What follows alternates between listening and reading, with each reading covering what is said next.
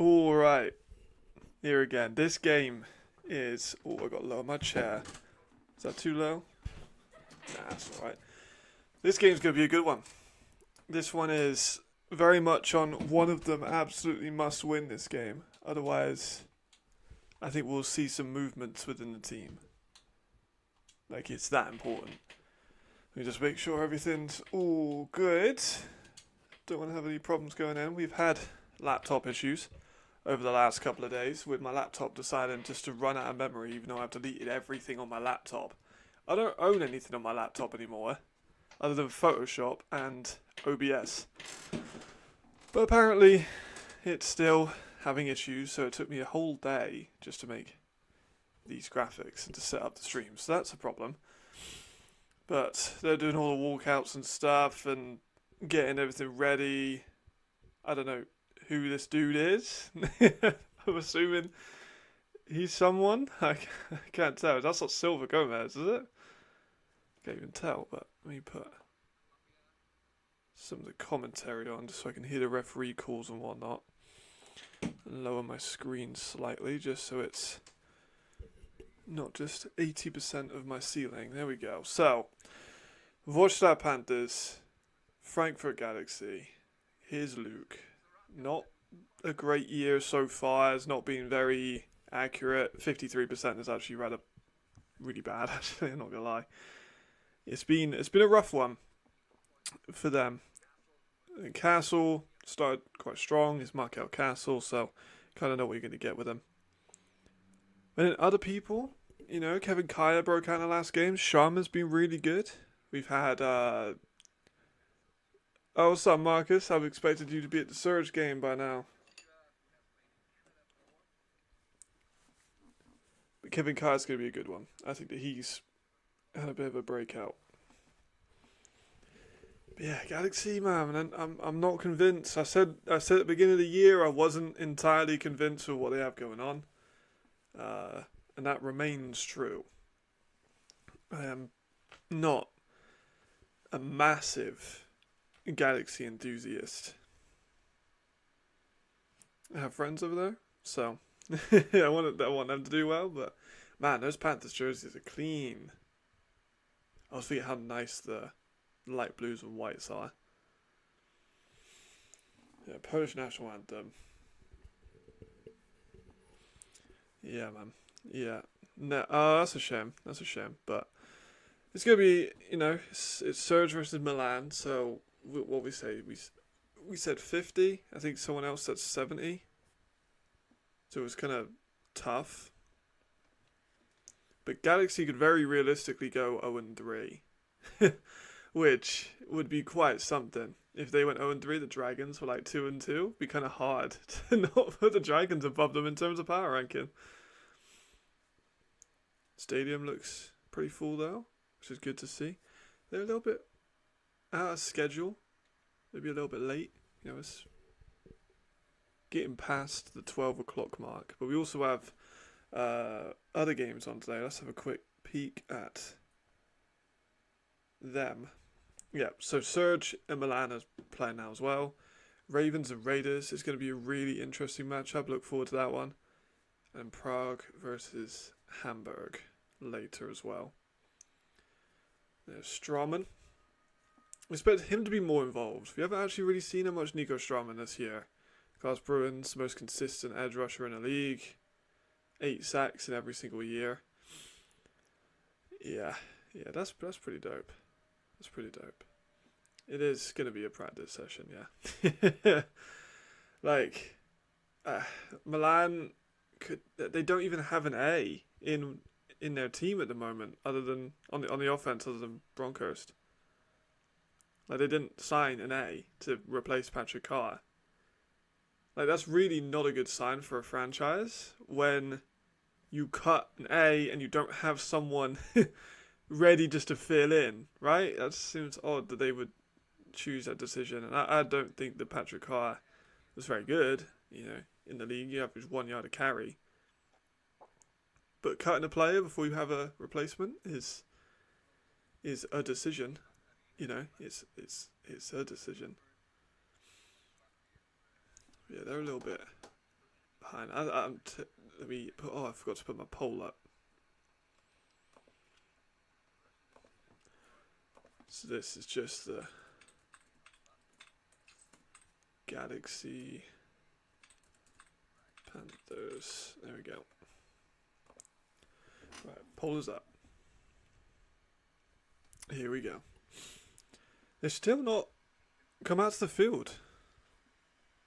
A little bit later than usual. Man, those Panthers jerseys are so nice. I wish I could get like a collection of ELF jerseys. I think that'd be so sick. But, you know, it's a lot easier said than done to have a collection of jerseys.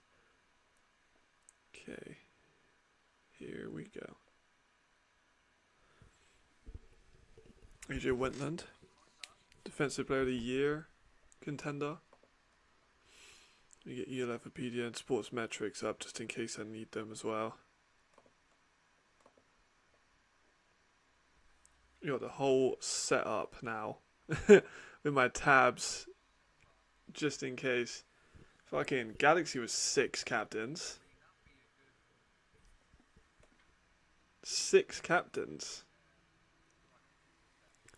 It's a little bit much, can't lie. And that weird mascot with a Sebastian Gent jersey on. Yeah, I mean, I'd love to be on the next live. I'm not sure if I will be as of now. I haven't had the call, but you know, it's very possible that I will be. Can't rule it out. I might have to offer my services to be permanently on the Monday show. That would be pretty cool. Here's the coin toss. Panthers win the coin toss.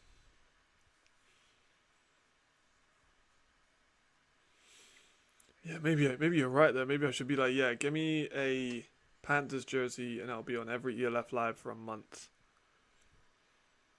It's not a bad idea. It's not a bad idea. I'm pretty sure that is Silva Gomez. But it's kind of hard sometimes when they don't have the helmets on to kind of recognize some of them. And we don't have a number, a massive number on their chest and back. Jordan. Oh, damn. Panthers got Jordan stuff? That's kind of dope. That's kind of cool. I'll fuck with that. There's Thomas Kosling with the brightest jumper ever. Must admit I'm not a fan of the radioactive yellow. Not my personal choice of coaching drip per se. Here they are, line up for the kickoff. We're getting into it now. A little bit late to the start, 6 minutes over time, but better late than never. I do need to see the Panthers kind of improve their special teams unit though. Like they haven't utilized Devin Burrell nearly as much as I would have expected them to. Alright, here they go.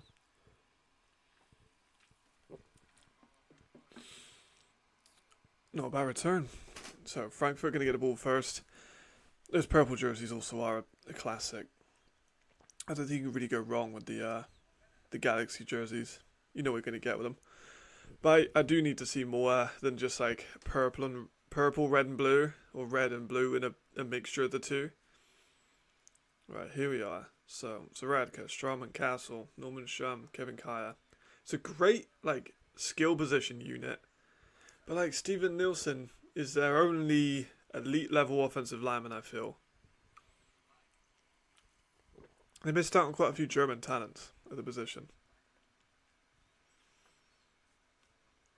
Right, here's Zaradka already off to a start with the passing game. I think it's important to get his numbers up too, because he's been inaccurate over the first 2 weeks of the season. Just getting him some momentum, I think, would go a long way.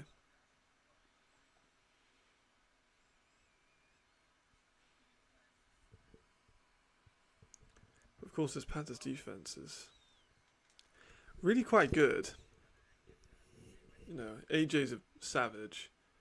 You've got Devon who can make plays in the defense. You have this at linebacker. He's severely underrated. There he is at the bottom screen, 35. Ooh. Went out to Markel. Incomplete pass, but it looked a bit high. That could have very easily been a pick. I think. Oh, I need to make some predictions. I think there's going to be, because I did this in the last game and like they came true immediately. Oh yeah, William James is back too. So I think there'll be at least a pick from Luke, because this defense is going to build off turnovers, and I think we'll see the offensive line kind of struggle. Oh my god, it was nearly a pick. It was that nearly happened as soon as I said it. Alright, so immediately, fourth down. The Galaxy. Less than a minute, and they're already off the field. No runs at all, just all passes. And an immediate punt. I went for the Panthers on this one, I believe. Yeah, I did. Yeah, I went for the Panthers on the LF Live. We have the punt. There's Devon back on the punts.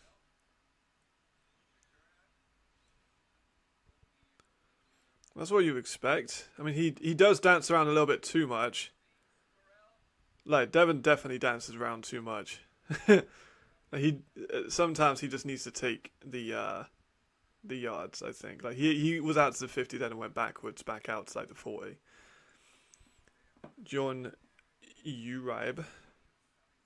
Matt Cole's playing. Here we go. Right, this is the big one. 17.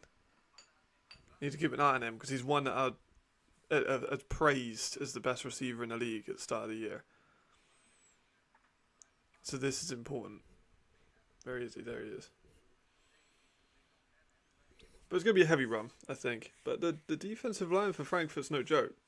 You've got Mark Anthony. You've got Carlos. You've got some decent linebackers, but that consistent run game is going to be a problem. Daniel Josiah, Lewis Chantry, Darren Okagagwe, another really high-level player. And 2 American DBs, of course. So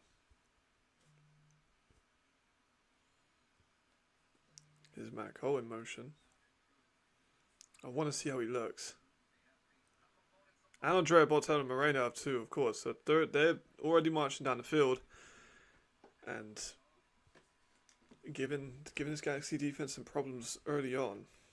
And Uribe looked alright on there, it's only one throw, but looked like a good throw. Maybe I'm reaching a little bit, but the Uribe might be a solid starting quarterback. He was extremely good in Mexico.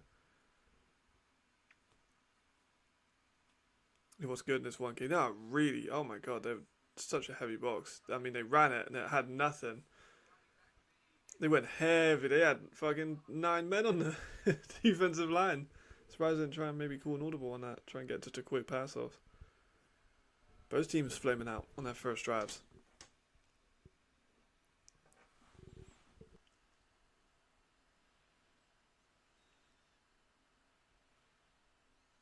Which one's going to kick it into gear first? Going to be a big question. Both of these teams have massively struggled. I mean, the Panthers losing last week was insane. I don't think anyone saw that coming. Oh! Ball's out on a fumble. You might argue that he got hit before the ball came in. There are flags to suggest such a thing, but that was nearly a big play. Yeah, it looked like he got hit before the ball actually came in for a return. So that's what I think the flag's going to be. He got fucking blasted.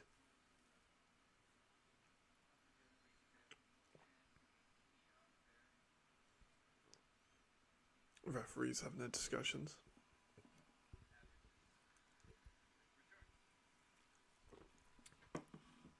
Alright. Galaxy back out. Not the strongest start for either team so far.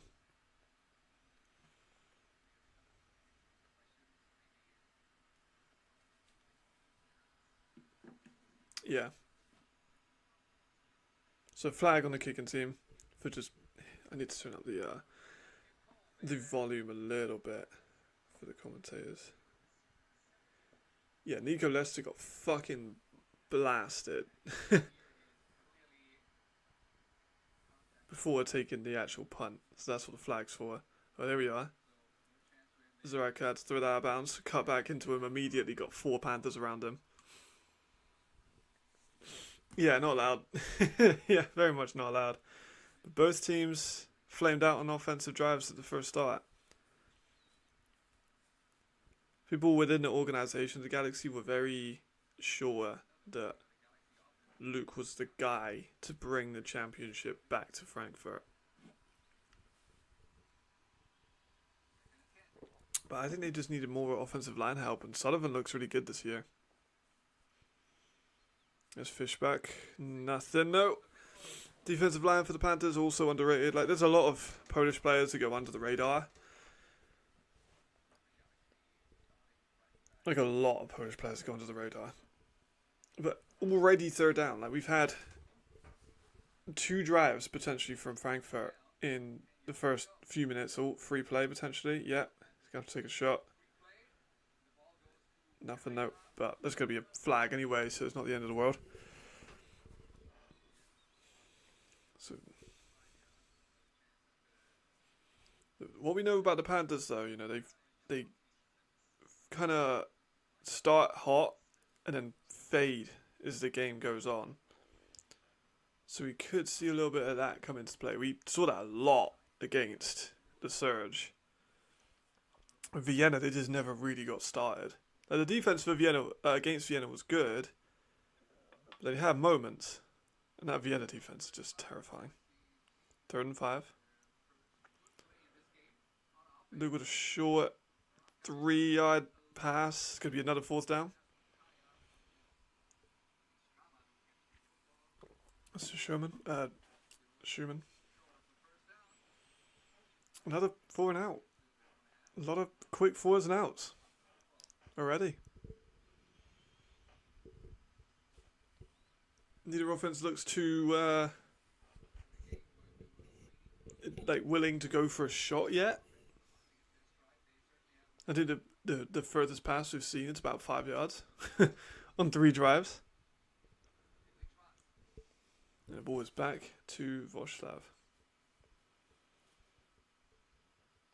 And the punt is out of bounds.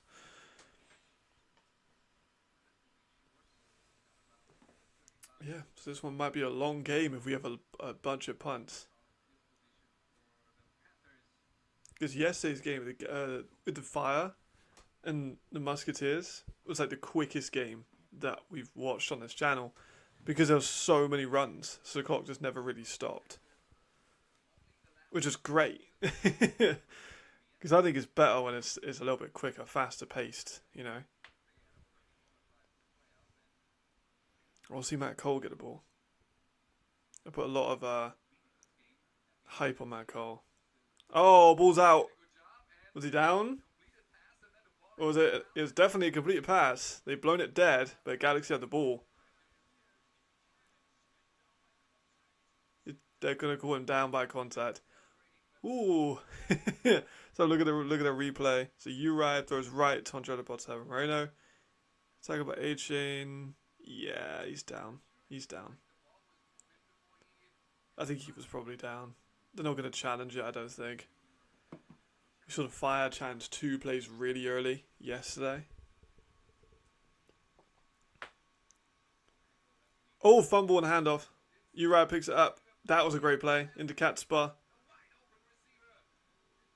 That was a good play.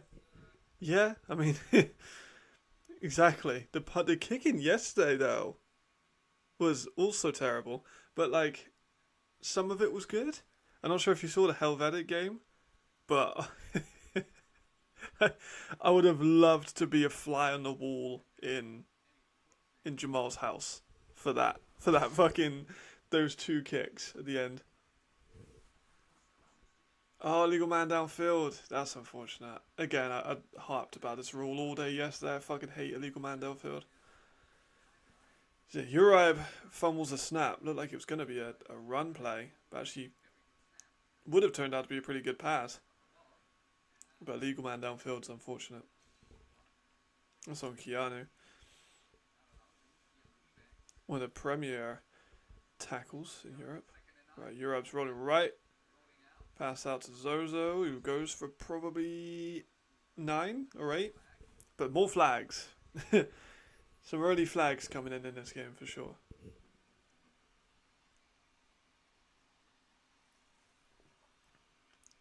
But Uribe looks alright. We knew he was a good quarterback, obviously. It's not like we thought he was going to be bad. But you come in on such a short week against what a lot of people expected to be a contender. Oh, holding on the defense anyway. But declined. And first down. That's Ongwagwe, Darren. One of the best nickels in the league. One of the highest motors in the league as well. Him and Tony Anderson, I both had I was doing evals on both of them. And they both kind of got stuck in development hell, unfortunately. But they'll get done at some point. Here's Uribe with a shot deep. There we go, Matt Cole getting into it. That's what I want to see. Here's what I want to see. So that's his first catch in Europe. That's what I want to see. Former NFL player, Matt Cole. That's why it's a big deal. One of the very few players to have had legit NFL snaps.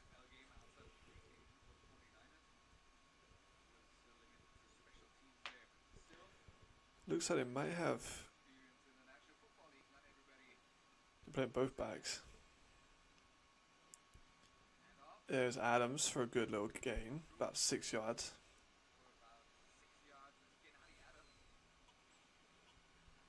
They haven't rushed a whole lot of time with Adams. They've used him a lot in the receiving game. They've rushed more with Zozo. But the offensive interior line for the Panthers has been quite poor over the last couple of games. Not awful, but just not as good as maybe you would expect. Because they've got Keanu on the tackle, who's excellent. They got Morum on the other tackle, who had a bad game against the Vikings, but is an overall good offensive lineman. Ooh. There's Adams again for the receiver. 3rd and 6. Could see another 4th down there. We've only seen a handful of first downs so far, but Uribe looks alright. You know, he's doing a job. He's doing a job. I still think Duncan shouldn't have been cut. And he did really well for Madrid yesterday. Here's Uribe again throwing the ball on the flats to Adams, who gets a fumble.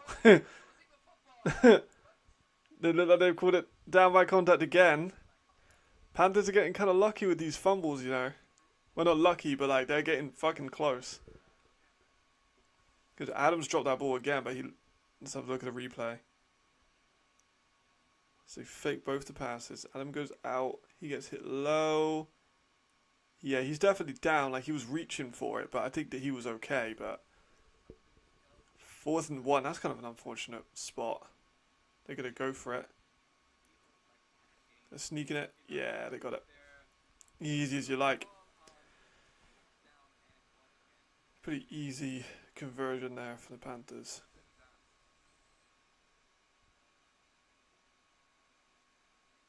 So we've seen our first 4th down attempt and our first 4th down conversion. Panthers putting a bit of a drive together.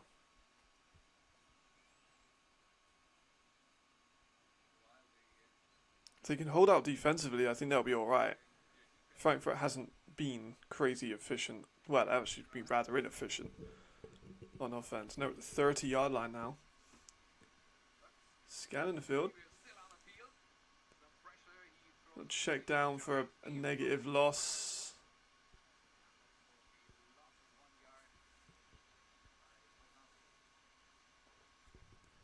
But Uribe looks pretty confident in the pocket.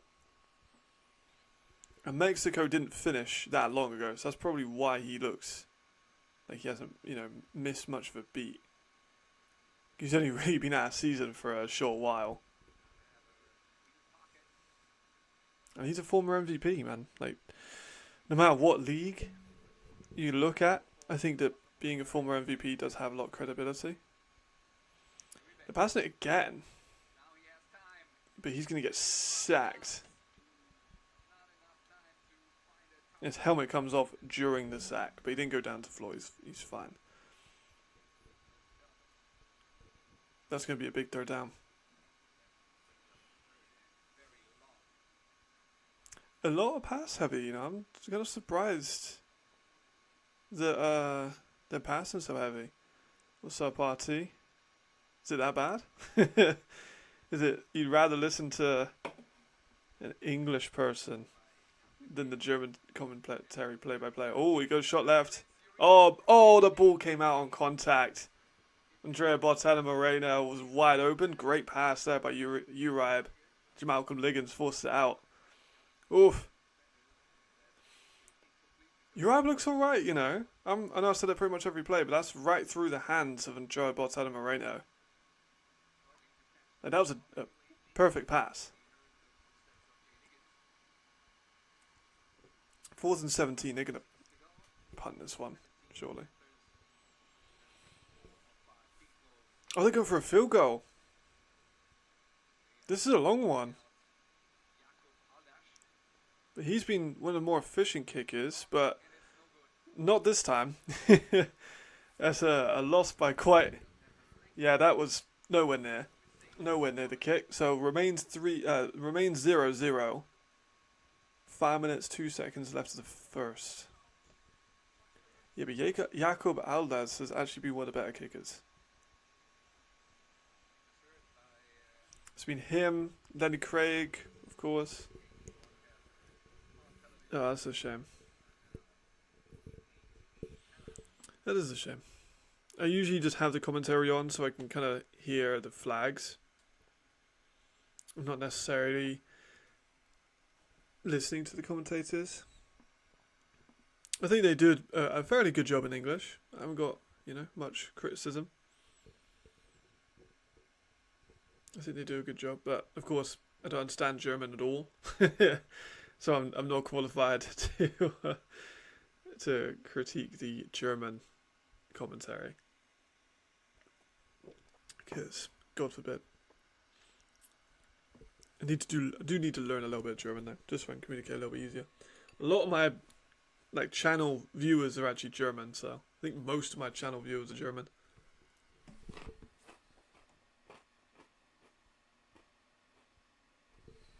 I'm going to have a quick look, actually. I'm intrigued. I've got my creator studio while they do a collective timeout. Let's have a look.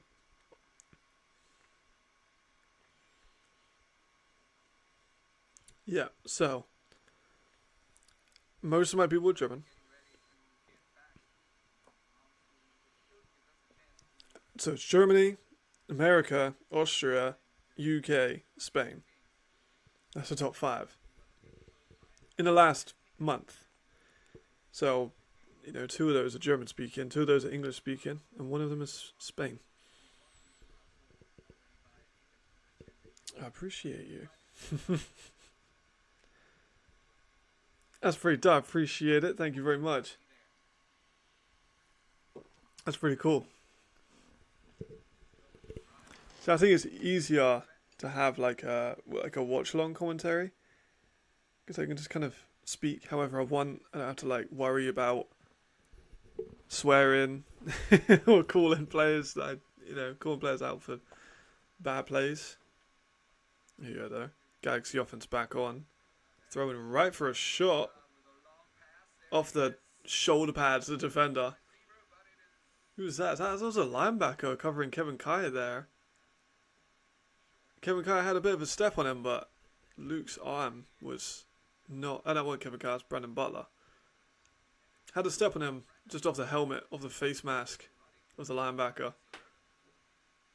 Yeah, it's one of the very few occasions where Luke didn't have the arm to actually get it over the defender. I've been critical of his accuracy and his turnovers, but Luke has a fucking cannon of an arm. Looking into Fishback, that's nothing. Run game, there's no Sandro. Again. Like, he's had a lot of injuries. He's had quite a, I don't mean to be harsh, but he's had quite a disappointing return to Europe. Yeah, there was a lot of hype on Sandro coming back in. Can't see him on the sidelines just from this limited view, but if Thomas Fishback had started the game. I wonder if we'll see him move to IR or released. That'd be kind of insane.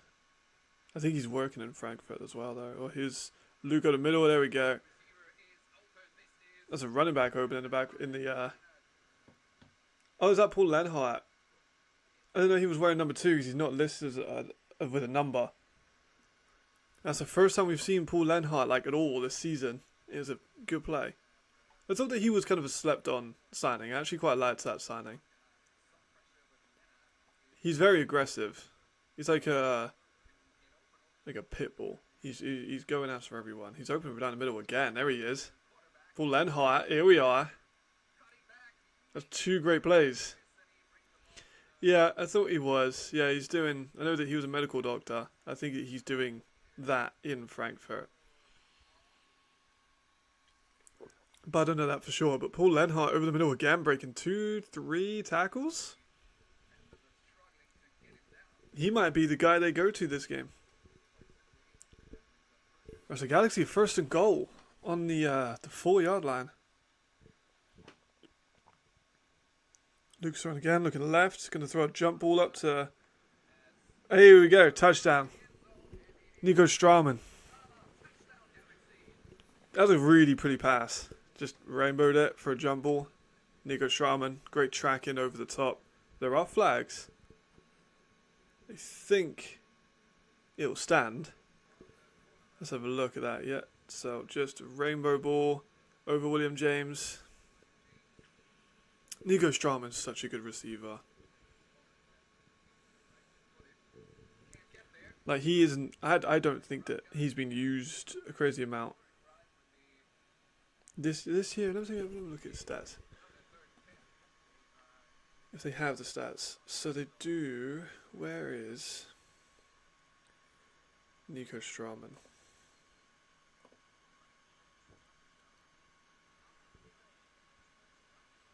Yeah, unsportsmanlike conduct flags. That's why.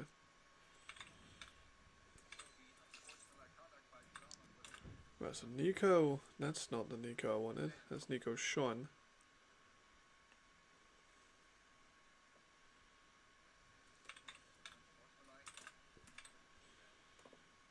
Right, Nico Straumann. So far this year, has only got 4 catches for 32 yards. But that will be his 5th catch. Which I don't think is nearly enough. You know, he was at 669 yards last year. One of the better German receivers. PAT's good. Wait, hold on, the wind, like it took that a lot. No good. It looked like it was straight for a second and it just went one. It was the holding. It wasn't a holding. It was an unsportsmanlike. I'm not sure if I don't think you. I didn't see a holding. You might have seen a holding, but I wasn't looking at the line. Yeah, Ryan Rimlow with another miss. Let's have a look. Maybe a little bit of holding the left tackle. Yeah, unsportsmanlike conduct for the kick. Yeah, man. Like, honestly, Rimler's missed, what, 3 or 4 field goals in the last game. He's missed a PAT in this one. Aldaz has missed a field goal. Granted, the Wroclaw field goal is really far away. but like it didn't even look for a second like it was on. But Paul Lenhart, really good in that drive. It's our first score of the game, 6-0. 3 minutes, 3 seconds left of the first. Yeah, like, I don't. Are they still running two specialty, like two returners?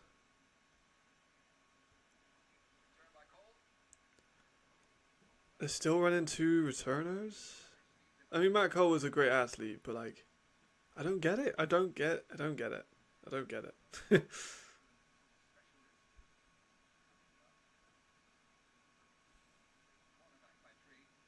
Is it just me that is confused why they're running two returners rather than letting Devon get it? I mean, Matt Cole is great, but he's also never returned kicks in this style before, so it's kind of a difficult one. Right, they're back to the run. There's David out. Oh, here he goes. Good 13-yard gain. It didn't look like he had much space, but all of a sudden it opened up for him.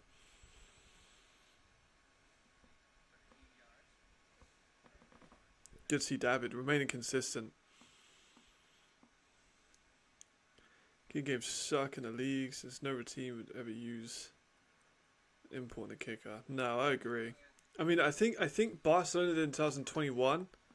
Barcelona did, but it was when they had 8 E's rather than 6. I believe they used an E on a kicker.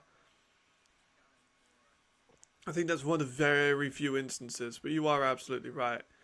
But you would expect kicking in Europe to be all right. You know, we're a continent that plays a lot of football, European football, and Germany especially. Now, why can we not kick? It's odd. Yeah, it does seem funny, right? Maybe he's hurt. Maybe it's just the coaches. Another really, oh my god, David, what a run. That was incredible. Just cut in between everyone. That's why he's turned into such an elite back over the last couple of years.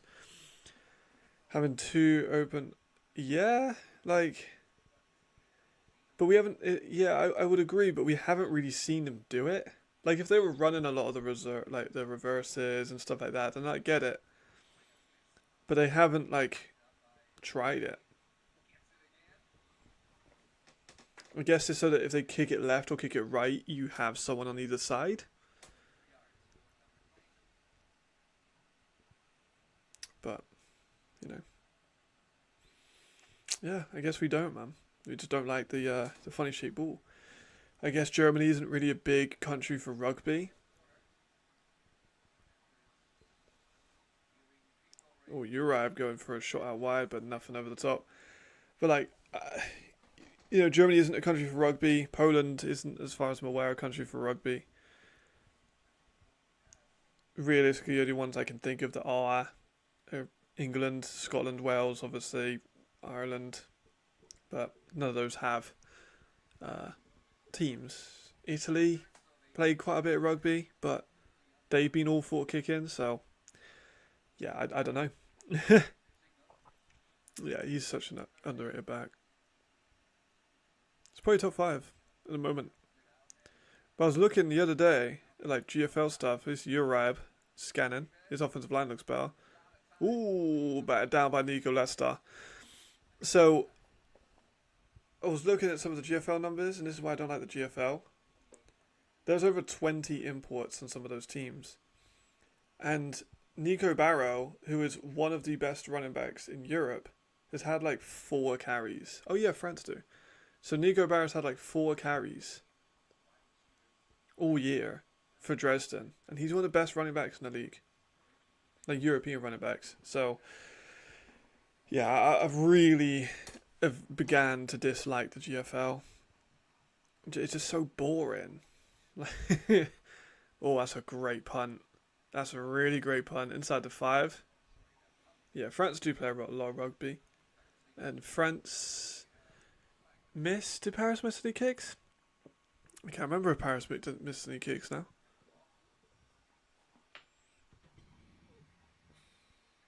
I don't think so. I might be wrong though. But I don't feel like Paris missed any kicks.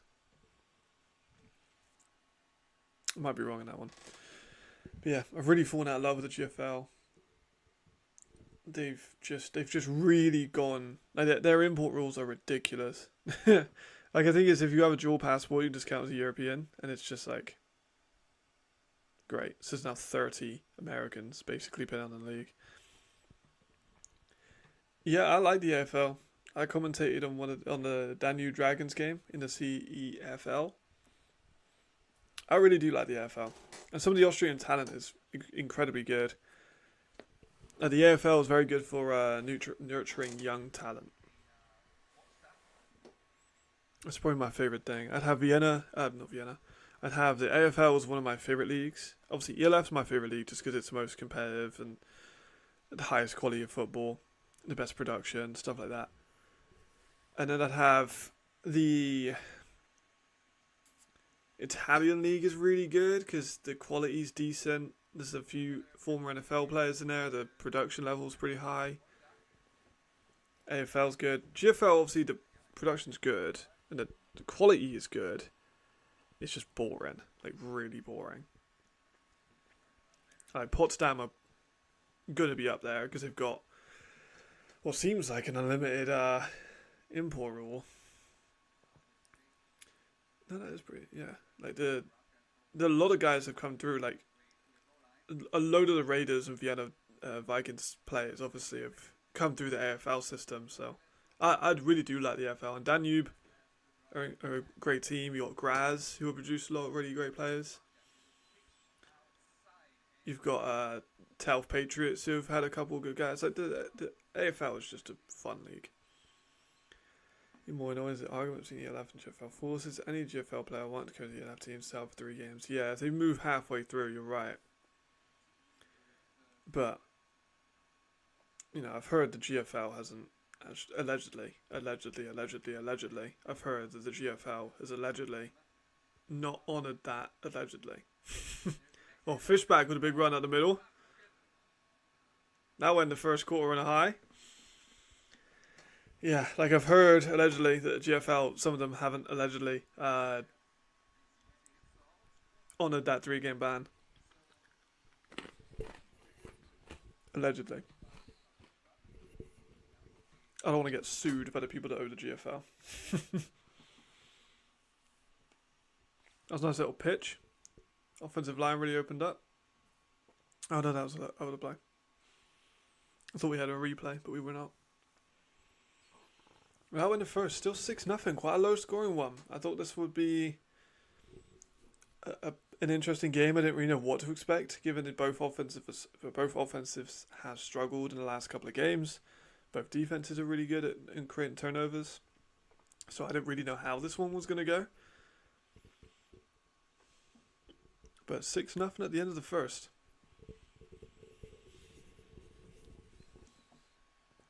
There are a lot of GFL players I would like to see in the ELF though.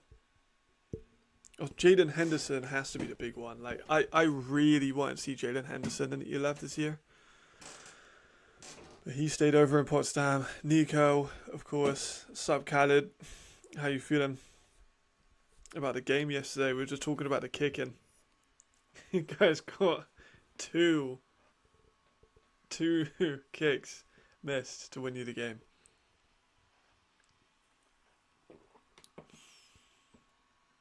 And we were also talking about GFL and how much I dislike the GFL because the import rules are ridiculous. Like some people don't like the ELF rules and they think they're a bit vague. I actually really do think the ELF rules work.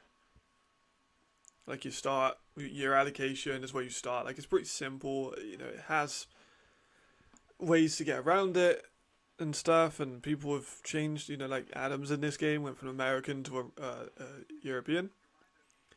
But like it's better than the GFL stuff where like, oh yeah, if you just get a passport, then you're a European. And you can have like 40 of them in one team. I have heard that teams have over 30 imports. which is crazy. And I know some people are, you know, you're at UE where you have loads of imports. Fair enough.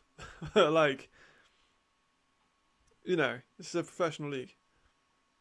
And we're not a professional team, we're just a university team.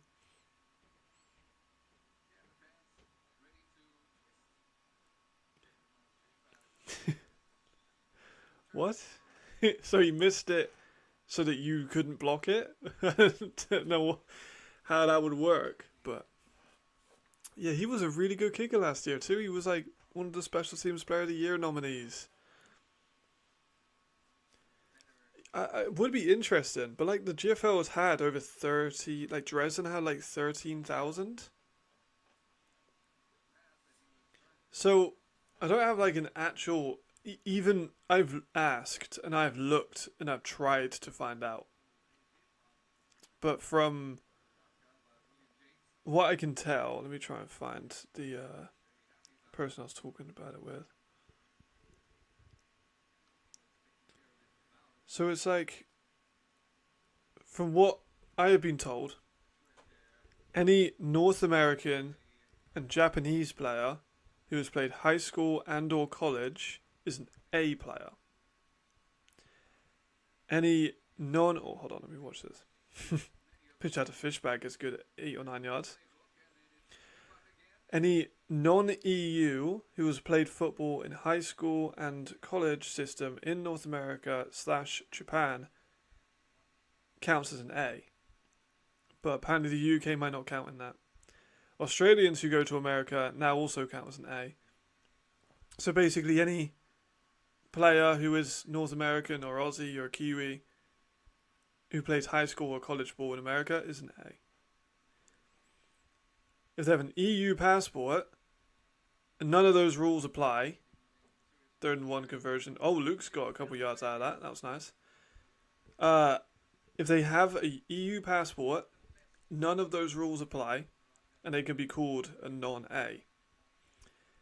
If they did paperwork to have the A removed to the prior end of the 2023 season, they can continue to be a non-A. So if you were like in the league before these rules got put in, you can apply to have your A removed. But it's very complicated. It's just like a bit all over the place. But as far as I'm aware, Americans, Japanese players, Aussies, Kiwis, anything goes into GFL. If they played high school in America or college in America, they're A's, unless they have an EU passport, which a lot of Americans have an EU passport, and then they don't count, they just count as an E. GFL corrupt. You hear about championships, teams have to pay for championships, some BS about calculator. That is weird. I don't want to get sued. Here's Lenhart again. He's had a big part in this game. I think a lot of teams do often have to pay to be in a championship. I know that's been a thing in other leagues. But like, I'm not, it depends how much they're asking to pay. But Brazilians in the ELF are E's, yes. There's a deal with the Serie A, I think, where they count as E's. Because the first time, the 2021, they were kind of meant to, or they kind of suggested that the ELF and the Serie A champion would have a game together. I'd still really like to see that. I'm not sure where you'd have the team, play the games. Is Luke sacked? Also, sorry, Khaled. Frankfurt are winning 6-0.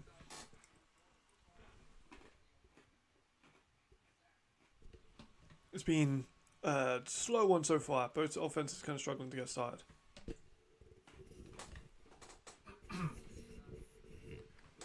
My microphone cable is so wound up.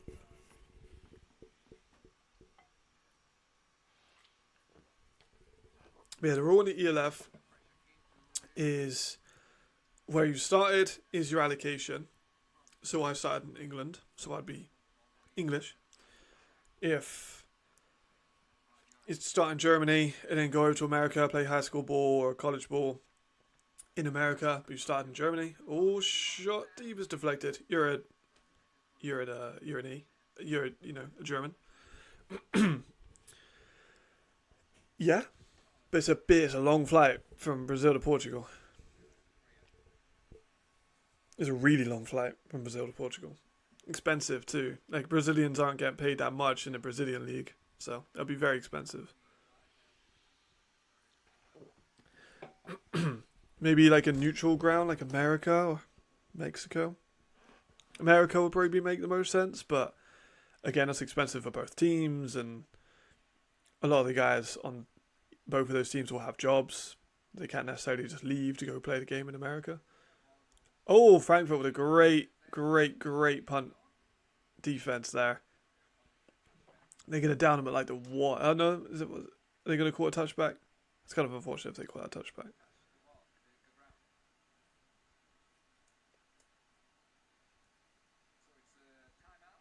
Right, they call it timeout. But yeah, so E's and stuff and A's I think work really well in the ELF. In Germany, it's a fucking mess.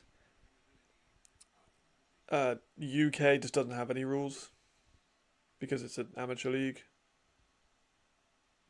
But I know some people have tried to make England have a pro league. I don't think that's going to work. Like for my because I only have a few people enter into these streams, I usually do give spoilers and like insight into the next video that I'm doing or next project that I'm working on. So I'm doing the London Monarchs thing at the moment. And because I'm basically carbon copying Brett Coleman's video, I'm trying to think about who I would put as the personnel.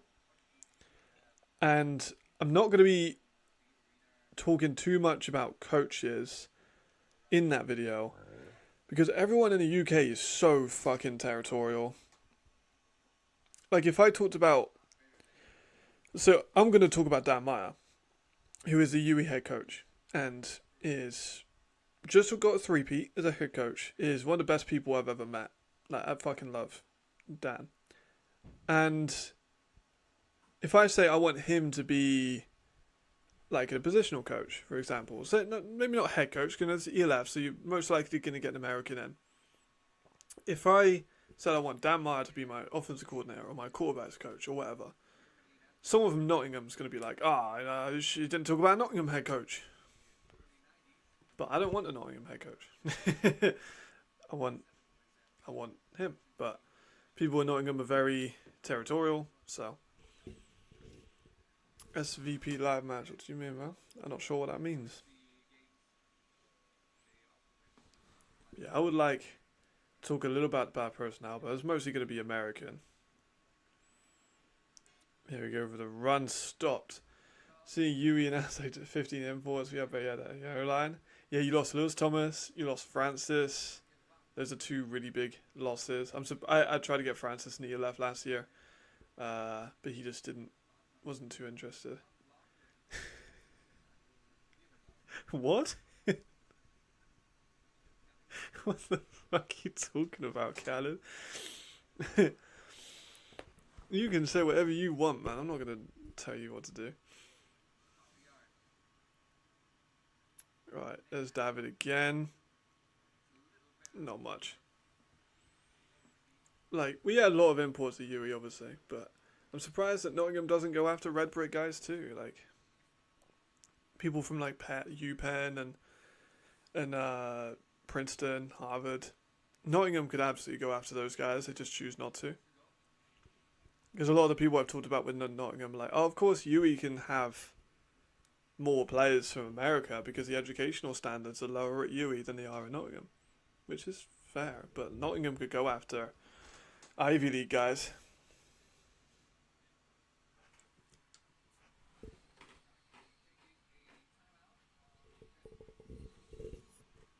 Very easily.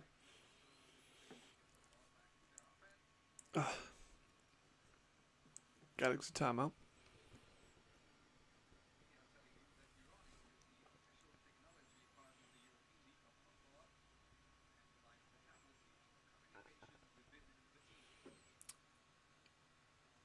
There hasn't been much offense really going on the last couple of drives.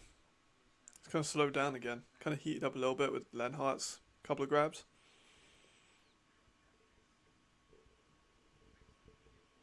Speaking of Yui, Jack Fire. He's on the Panthers coaching staff. I think that's the only, and Keanu on the left tackle spot. That's the only Yui guys in this game. Oh, Darren got caught offside. I haven't seen Matt Cole a bunch of times on this one.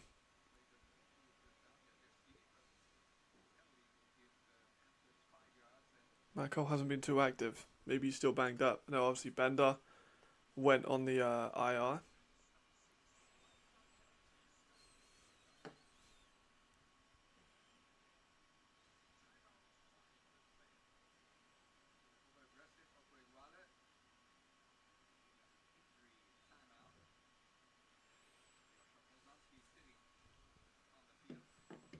Right. I was gonna. I was a little bit like, huh? I'm glad you clarified, because people coming in after the fact might be like, what? You tried to destroy my reputation, Khaled. Is it because I put the Dragons low on the power rankings? Oh man, I'm glad you clarified on that one. Jeez. Give me a fucking heart attack, man. Last thing I want to do is early in my analytical career, my football career, is to get cancelled by a player that I played with.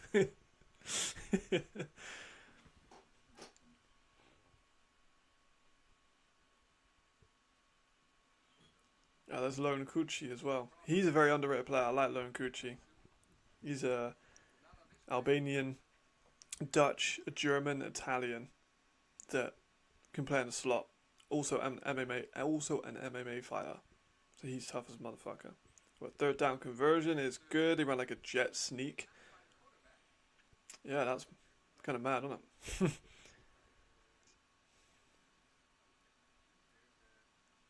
No, I didn't. But to be fair, Khaled, can you blame us? And also, two missed kicks to win the game. Like, I'm just saying. Matt Cole and Buckram getting a bit feisty. No, I didn't choose you to win at all.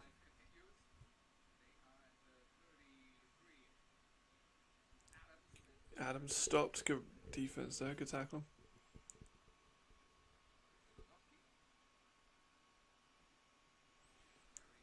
Yeah, I didn't think Dragons will win. I thought the O line is still too poor, but Heldervik looked improved. Granted, not good, but their run game was kind of formulated a little bit more. They gave Aiken a little bit more time. Aiken obviously is a great running quarterback, especially in special players. So like, I have no idea. Like, I do not watch like a lot of streamers. So when people were doing all that stuff, I thought, what the fuck's going on? Yeah, man.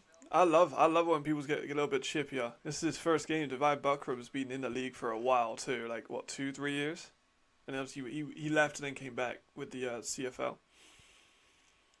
Buckram's a great corner. I haven't actually seen Vienna Thunder. I've seen the score, I've seen bits, but I've watched the Helvetic got Mercenaries and the Dragons. I've seen that game. I've seen the Fire and the Musketeers, obviously, and I'm watching this one, but I haven't quite caught up with the other games yet. I'm going to watch them probably after these or Monday morning. Before, maybe. Oh, great fucking defense on fourth down. Hugo Dyrol, Swedish player. Another player I'm probably going to feature if I do a Stockholm rebuild after the London one. That's pretty. Yeah. The defense was good. The defense for the Dragons has never been a concern. Apart from a little bit where it was. Like, it was a concern because of how boring you played against the Raiders. Just kind of sat in zone and let them pick you apart. Punt here for the Panthers. Back to the Galaxy. They got an opportunity here to extend their lead. Oh, Nico with a nice return there. So, yeah, like the offensive line's the issue. And I love my Brits. So Jai has had a great season. Jai's got like 7 sacks now, on a year at least, and he had like half a sack in this last year. I told you he was using the wrong thing. I'm just saying.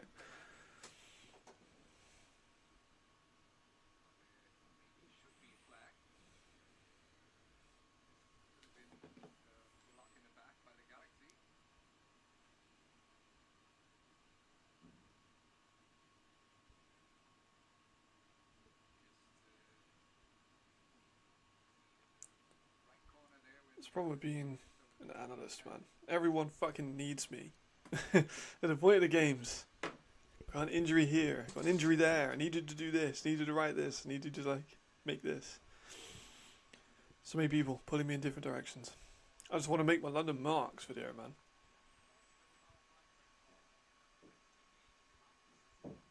Offensive penalty. First down still though for Galaxy.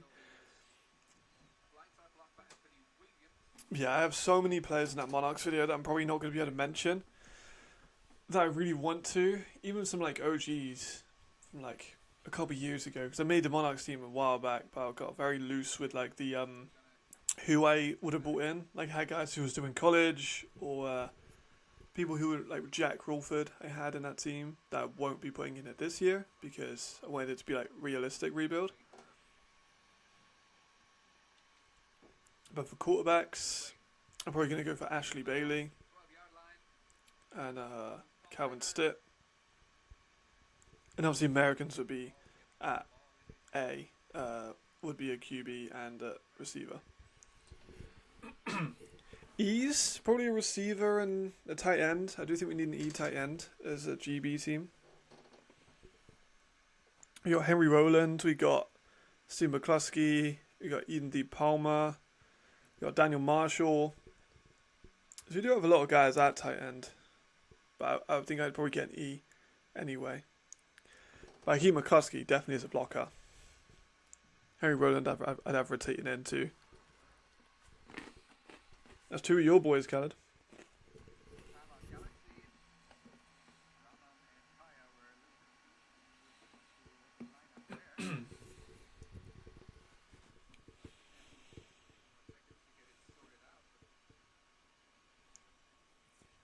Still stunted. Need to see some more from Frankfurt. That first drive, like the first couple drives, not much. And of course they put together a really nice drive. They went to Lenhart a couple times.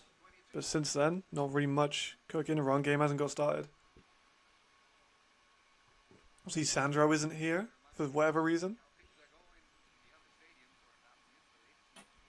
Sandro isn't even stepped on the field yet. I'm not sure if he's even dressed. They got Santos and they got Fishback splitting carries.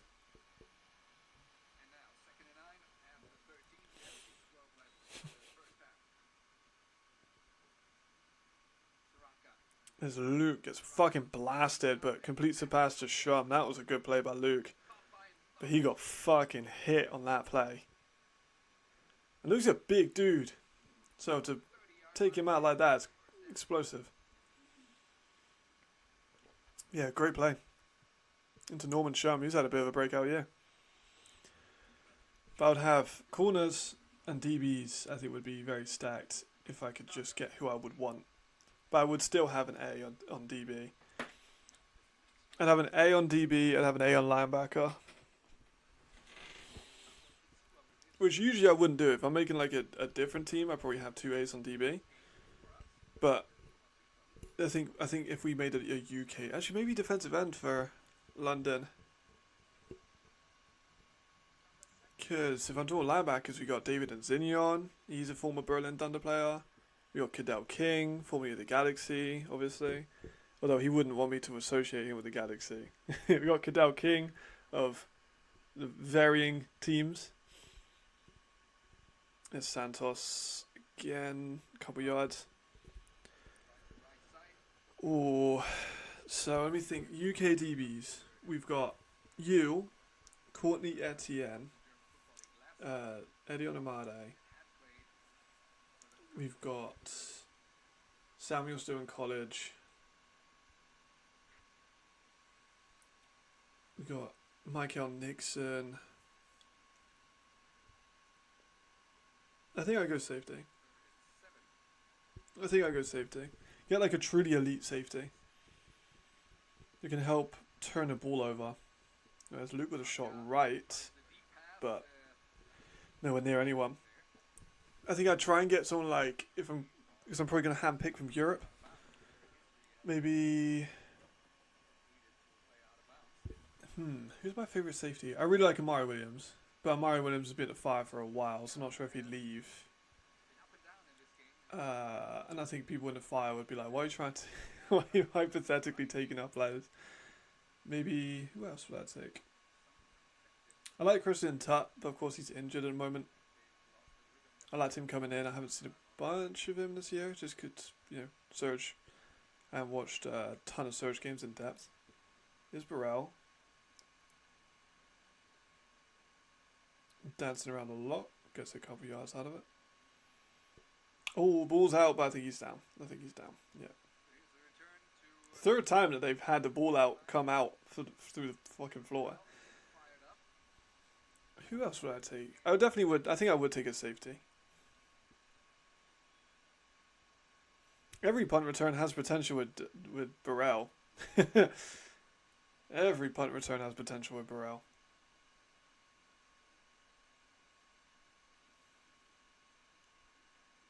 He looks frustrated for what reason or another, but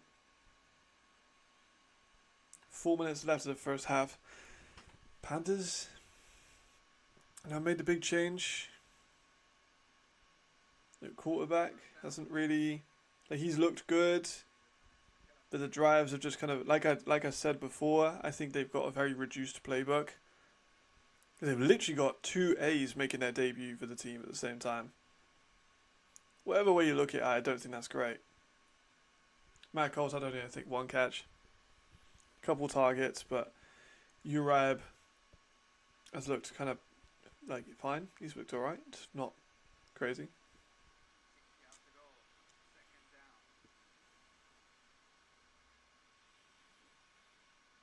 Yeah, I think you're right. Well, he was averaging like 40 yards per kickoff last year.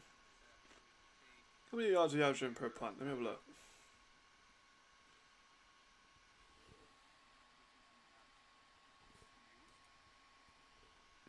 Yeah, Aaron Jackson is averaging 38 yards per kickoff return. That's disgusting. But Devin was better last year. Yeah, so Devin was averaging 39.79 on kickoff returns. He was averaging 22 yards on the punt returns. So every time we got a punt return, he's adding 22 yards to the return. That's pretty insane.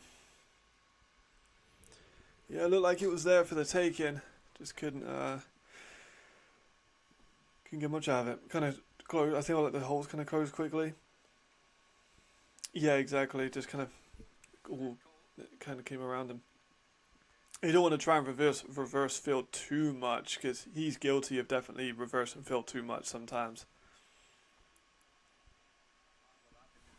3rd and 2. Expecting a run here. So are the Galaxy. Little fake jet into a pitch.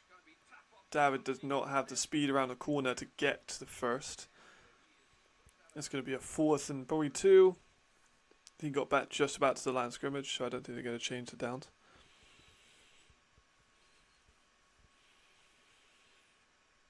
Yeah, Panthers, man, you know, not really much going on.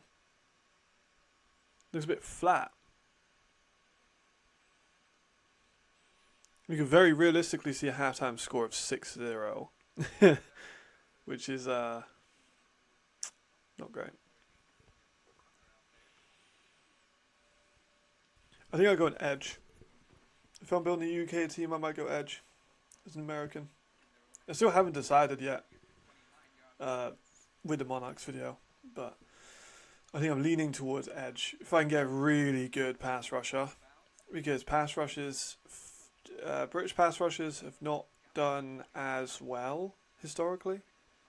That a lot of them are very, very, very, very, very raw. UK pass rushers. It's normally just a ball rush. Or beating them off the line with a little bit of speed. Like, a lot of the pass rushers in the UK are very one-dimensional. So I think if I had an American pass rush, it would make it a lot easier. And also relieve pressure on the UK pass rushers, so they could kind of work a little bit better.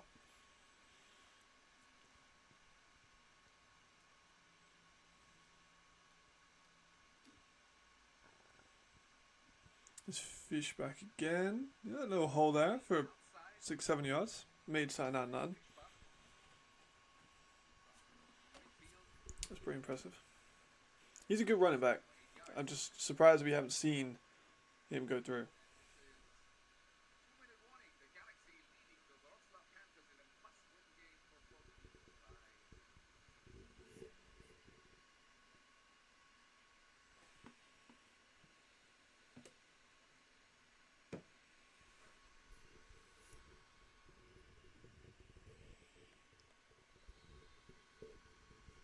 Two-minute warning.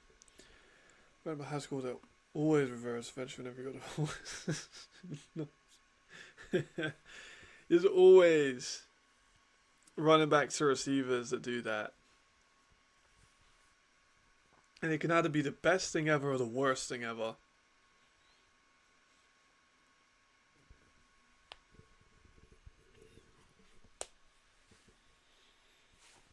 It is definitely on a scout report for a few players in this league that they do not take the yards that they're being given.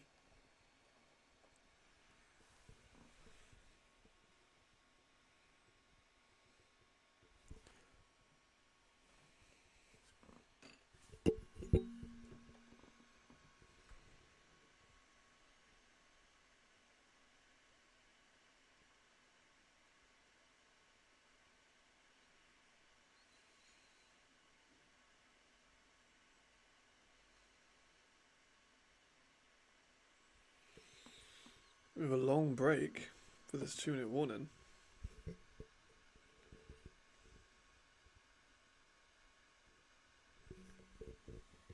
Not really sure why this is such a long break for the 2-minute warning.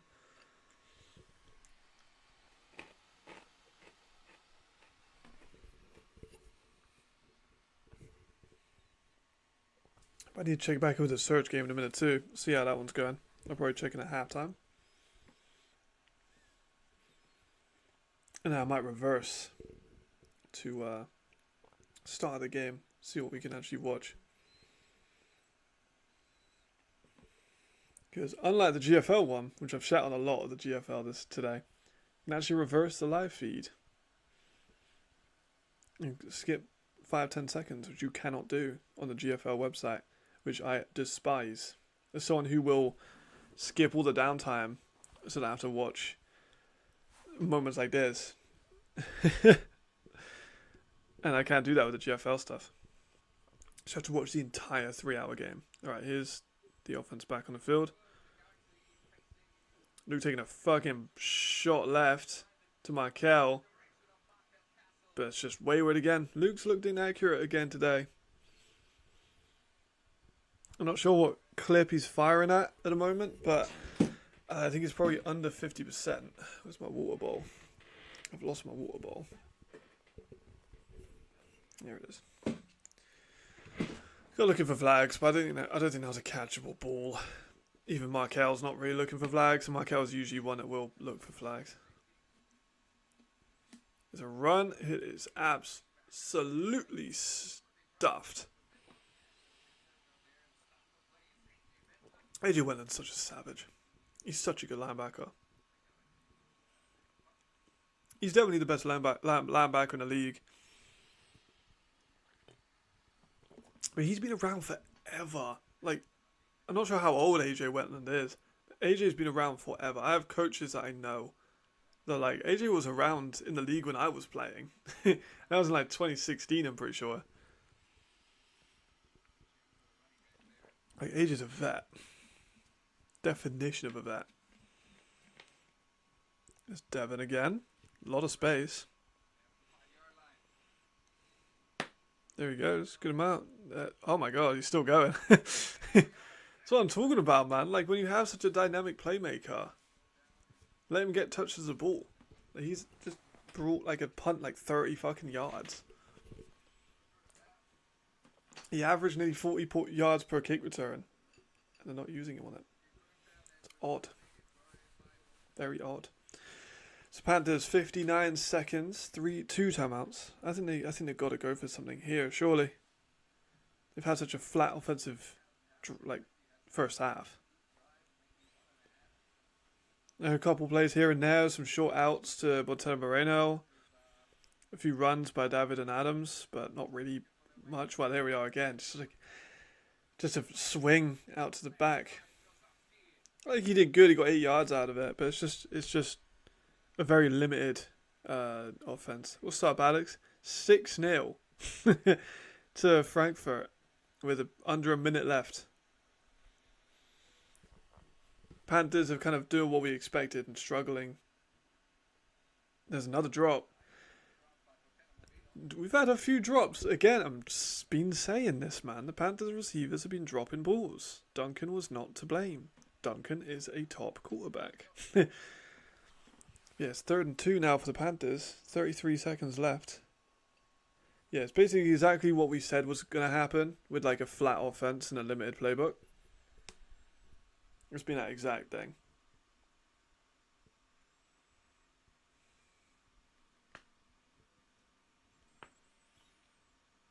Now they're on 3rd and 2. They do still have 2 timeouts. They're going to run it. They've got it, but they've got to call a timeout here quickly. They've crossed the 50. Uribe, conservative, I think would be the word I'd describe it. Not much risk. It's been check downs for 1 or 2 yards, swing pass out to the running back, the odd pass downfield, but they've had drops.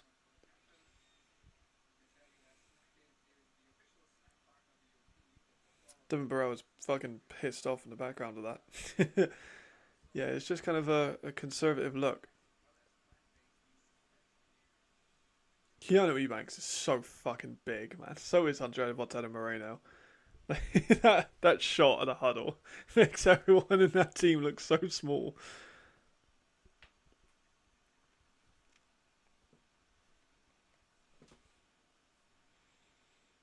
Right, see what they got dialed up. They haven't got long. 20 seconds, 1 timeout on the 49-yard line of the Galaxy. Uribe slips. Alright, that was good. Wait. Sebastian Gunther picked that. Oh, not Gunther, sorry. Bosnowski, I can't remember how to say his name. 14. Bosnanski, that's the one. Oh, let's have a look. So he fakes a play action. His back foot slips. Stands back up. Gets the ball out. Yeah, no, that's... I don't know how the hell Bosnowski's saying that's an interception. Like, that ball touched the floor like 4 times. But there are flags anyway.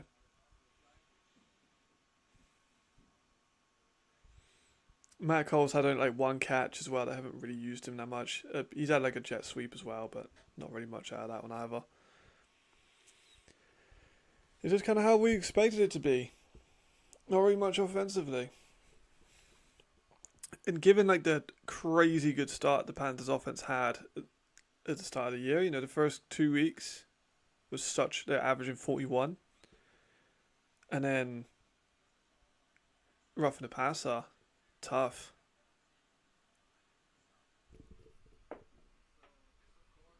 That is tough. Yeah, like they are averaging 41 points a game, and now they've just been kind of neutralized because they had a switch up on QB. I don't think that's the only reason, but I think it's a reason.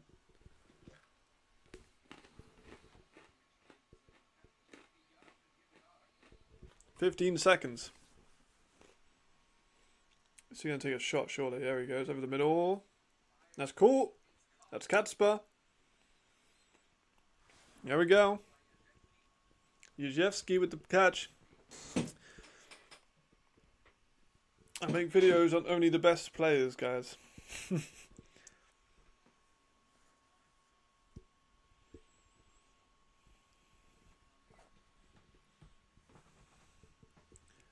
Can I get in? They are getting Katzper a little bit more involved. Look at that separation. Like, he just finds space in the black hole, man. I'm going to link that video at some point during this description. Look, he just finds space. He's such a good space creator. Khaled played with him. Khaled knows how good he is.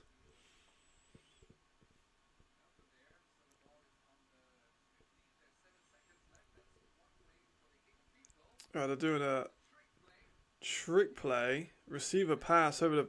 It's picked off. Oh, Poznanski got the pick. What was that, man? Right, that'll end a half. That'll end the half. So, they run a reverse receiver pass. The receiver is in crazy open space. Could have just ran for a first down, but maybe even a little bit longer. Like, had a bunch of running space. Who was the receiver that threw it? Yeah, he's got so much space, he could have just ran the ball. And then just throws a really bad pass to Poznanski. Damn. Damn. What a way to win the drive.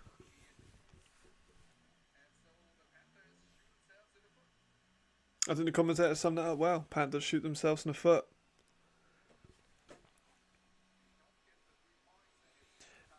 Good point, Marcus. Damn good point. That's a damn good point. So that's going to end the half. I'm going to go tune into the Milano game. See what right score prediction. I haven't seen the score. I'm going to say that they're up by 30.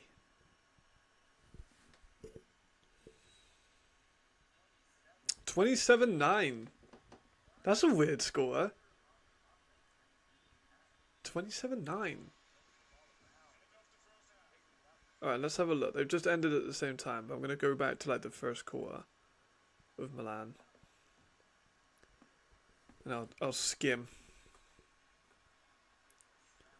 Oh, the camera angle was really weird. The saturation is turned like all the way down on the broadcast. That's odd. That's really odd. What's with the camera angle? Why is it so strange? I do like the Milan jersey combination there, though. Broncos for a nice throw over the middle.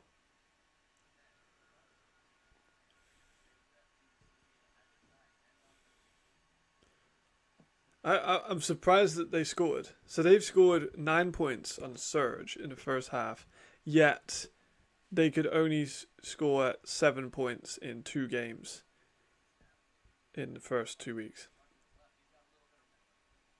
Odd, to say the least. Right, skip ahead a little bit. They're down. Yeah, man, such a... I can't... the camera angle in the video is so odd. It's hard to really see what's going on. Are they going for a field goal from like fucking 50 yards? Right, so they missed another field goal, because of course they did.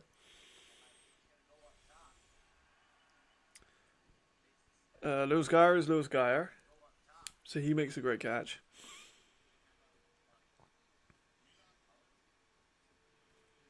Milan called a timeout after one defensive play. Steigerwald started Hazelton by the looks of it.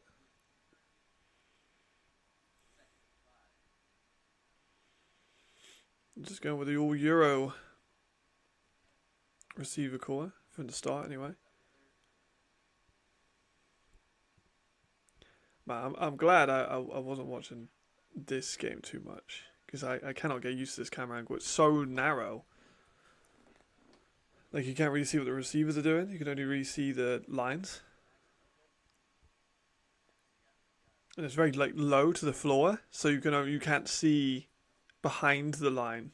You can only see a little bit in front, maybe 3 yards in front of the line. It's very odd. Who scored that one? Was that Geyer again? Yeah, Geyer just finds space. Easy grab. Absolutely fucking wide open.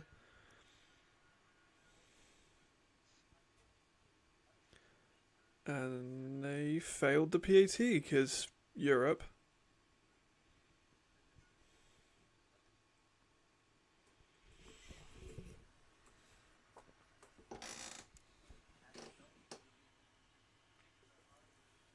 I do feel bad for some of the Milan players, because that Milan team does have some talent on it.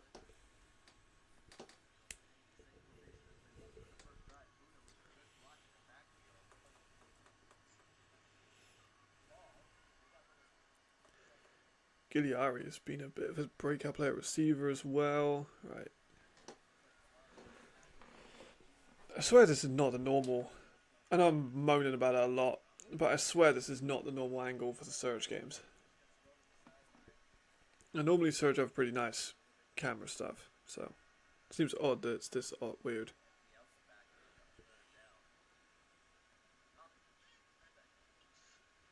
Skip over.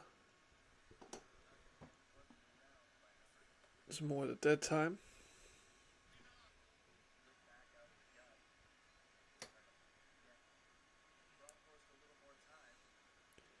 Milano offense kind of moving though. I'm not gonna lie.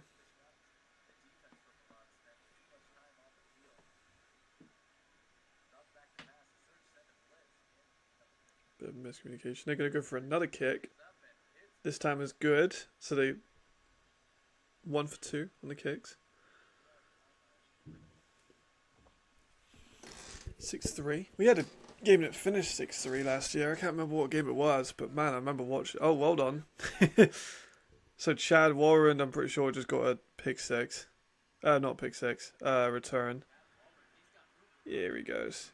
Chad would be on my team for sure at London. The London Monarchs. Chad would definitely be a safety. I'd call.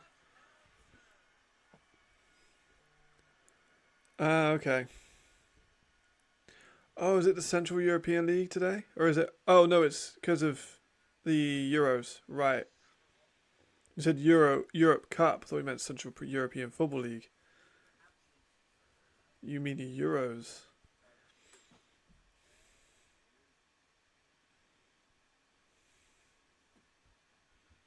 Yeah, so Chad with a punt return. Very nice.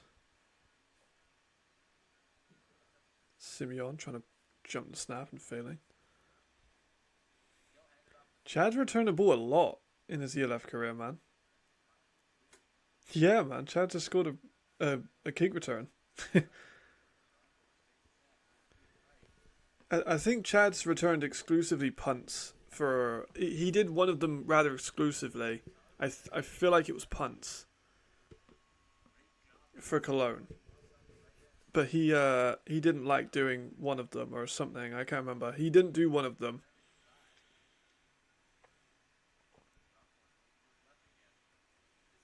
Yeah, Chad just scored a return touchdown, man. He would be on my team at safety. But he's a good safety. He just hasn't been able to turn the ball over a lot and staying healthy. He dealt with injuries last year. He's kind of always been a decent player on bad teams, which is obviously never great. Broncos was a big run.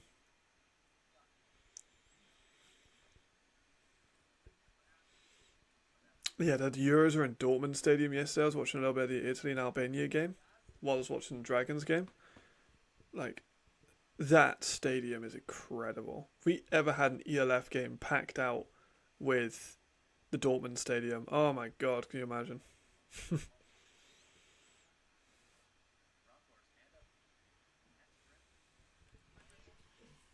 Into the first quarter. Nearly. So Milan actually do seem to have some competency on their offense, even without an American, and with cutting their OC, a couple weeks ago.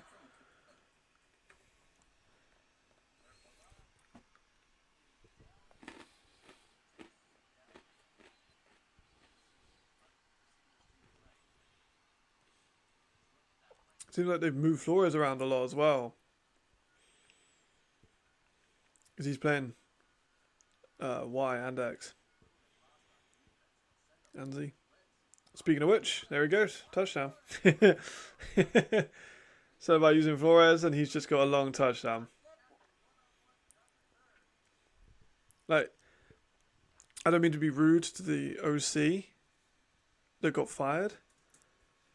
But, like, how can a replacement OC find a way to get the Rookie of the Year 2 touchdowns? 2 long touchdowns. And the American OC couldn't even find a way to get him the damn ball. Like, Flores had nothing at all in the first 2 weeks. because of the bad play calling.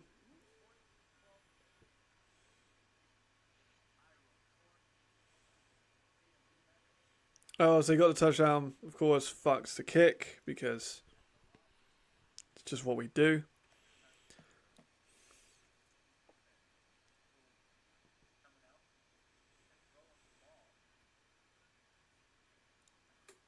So that was the last points Milan got, was that touchdown. Now it's just going to be Surge doing pretty much whatever they want. Just going to skimming through this game. I'll have to give it a proper watch later. But I can't get used to the camera quality. I'm not usually a camera quality guy, as you can tell by the fact I'm recording this on my laptop.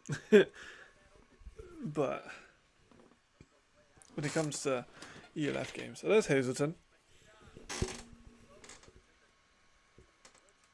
Is that Hazleton? I'm pretty sure that's Hazleton. Yeah, that's definitely Hazleton.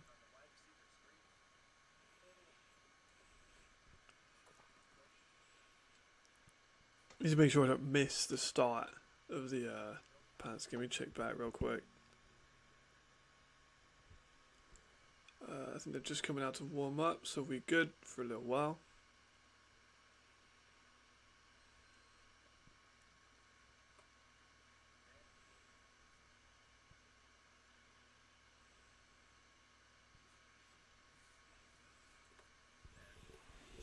Yeah. Surge still looking like contenders. I know you'll be happy about that, Marcus. But injuries have been a big thing. Obviously, I knew they beat Milan because Milan are terrible. But to have like an A and also an A on offense and an A on defense out in the same week and a replacement in is very, very hard to overcome. But they're so stacked, they can kind of just get away with it.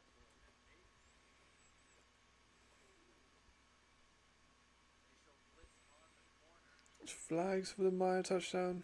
They're gonna make that. Yeah, so Geyer has his second touchdown.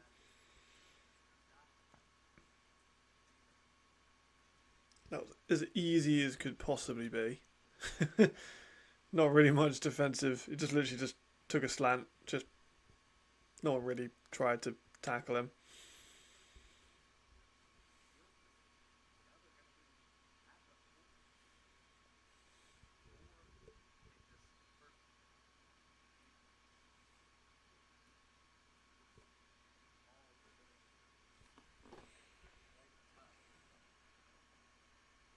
Another shot deep.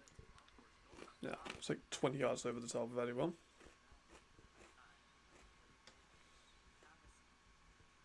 I mean, we're going to see Milan, I think, go win. No, they got one win. What am I talking about?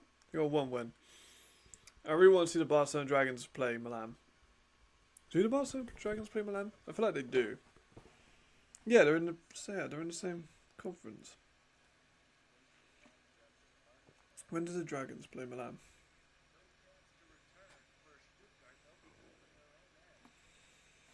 June. Oh, so next week. Oh, nice. That's going to be a fun game. Dragons and Milan. So, oh my god, so the Dragons could go positive. Holy fuck. Dragons could go positive. No, you know, this sounds like hate cadded, but like, I don't think the Dragons would get a win against the Mercenaries twice. Ah, Gyra again. He's shredding them. Didn't count now, unfortunately. But don't worry, because he's got another catch anyway.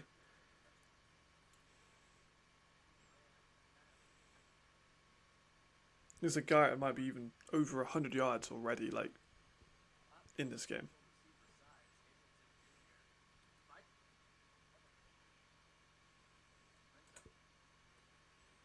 I've nearly watched. Oh, there's a touchdown. Right, so right, Hennessy. Slot fade on the right. That's Meyer. Yep. So Meyer gets one. Geyer gets two. that duo is the best receiving duo in the league. And that's all the points that I need to see from that game. Let's go back to our one. Oh, what timing.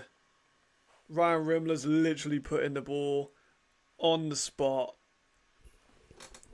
Fantastic timing. I'm going to have some more Crave cereal as my reward.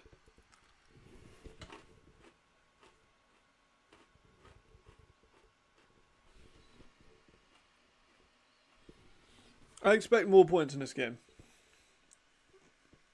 I hope for more points in this game. I'm pretty sure 6-0 would be a scoregami. Maybe? Have a look.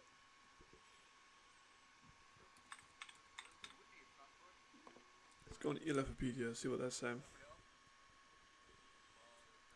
A 6-0 would be a scoregami. Yeah, we've had a 6-3. Yeah, what game was that? So that was Surge versus Raiders last year. Yes, it was. That was such a shit game. We've only that's the only game we've ever had a 6 score. Like a winning 6 score. Alright, there we are. That's the pitch that we talked about. And that's more like it. Throwing some pitches and a bit of trickiness behind the returns. Not just having 2 guys there for no reason. Yeah. Yeah, Geyer is... Yeah. Same with Meyer, though, to be fair. Meyer and Geyer are both very athletic receivers that will enjoy trying to go over the top of fucking defenders. Yeah. Last thing you need is more injuries to that team. You know, Tut's out. Stewart's out. I'm sure other players are banged up. Nothing on that first offensive play. Frankfurt D-line has impressed a lot more. Yeah, they're looking alright.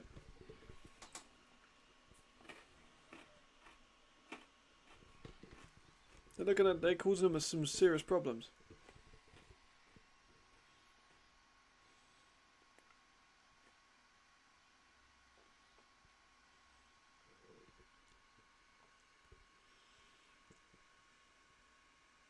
Oh, fumbled snap. He's alright. He's got the ball, but he's going to get sacked. A lot of fucked up snaps and allows. That's like, you know, bring a goalkeeper, bring a quarterback in last minute. Has its risks. Even down to handling snaps, it has its risks.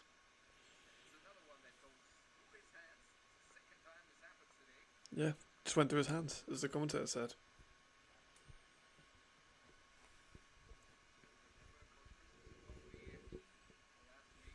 But defensive line performing well, man. They really are. They're in 16 already. They're playing like 7 on the line and 4 deep. Oh, but Matt Cole over the middle. That's a long conversion. That's like the longest pass we've seen all day by Urab. Hits Matt Cole over the middle for about 20-yard gain. Maybe some heat picking up. You sound impressed about that, Marcus. Have fun. See you later.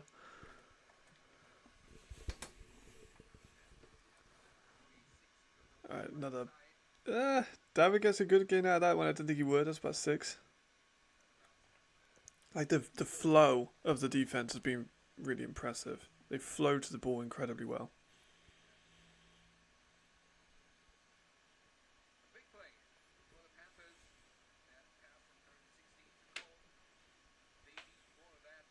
Nico, there's Divine Buckram again.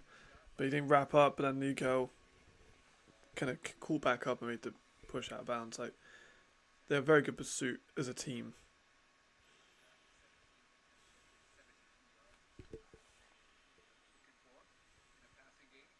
Yeah, a good run there by Adams. That's the first down.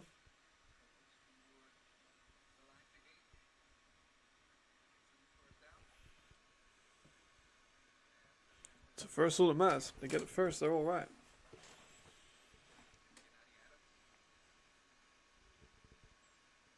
A lot more running in this second half so far.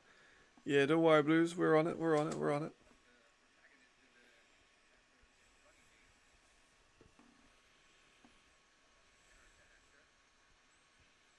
Oh, big hole by Zozo. There we go. That's what I'm saying, you know. Both of these defenses have kind of waned in the second halves of games. So we could see a little bit more scoring in this one, I think. Cole had a really big game. David's had a couple runs. Could maybe see it open up. I hope we see it open up a little bit because 6-0 is it's not great. But both of these teams need to win. But you know, if Wroclaw can get on the board, it's a massive drop off from where they were just a couple of weeks back. That's for damn sure.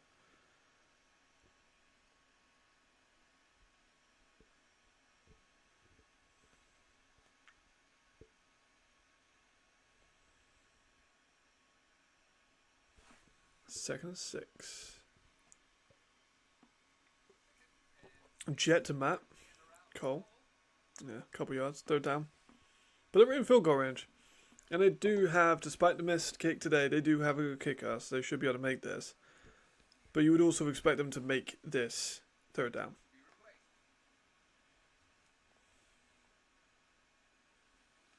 They have so many offensive weapons, though. Like, that's why I picked them to win. It's because they do have such an amazing amount of offensive weapons, but for some reason they just aren't really clicking so far in this game.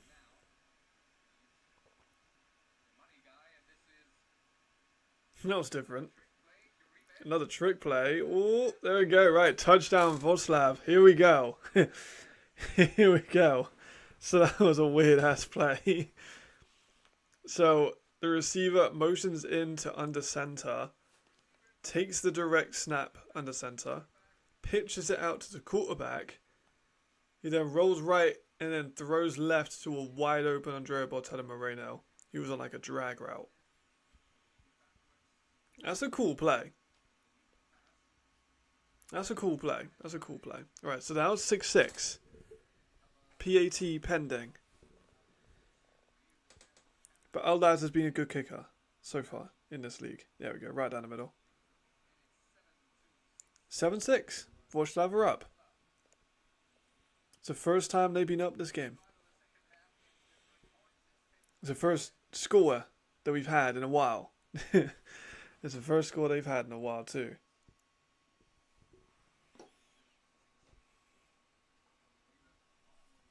Yeah, he was wide open. He's had a couple drops, but no way in hell was he going to drop that one. Wide open. That was a weird play. We said about them having creative play call in the other games. I think that we just saw flashes of that again for the first time in this game. That creativity. And you're right, with his first touchdown backing at your left. That's pretty cool. First one he's had in a minute. Well, since 2022, technically.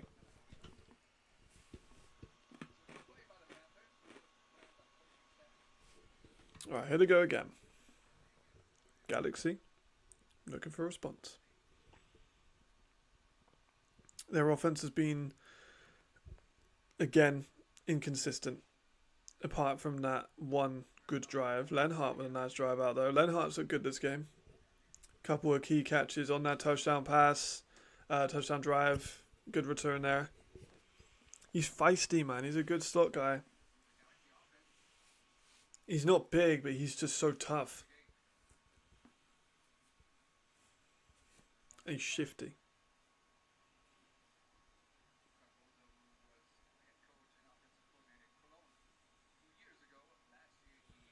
But nice play there.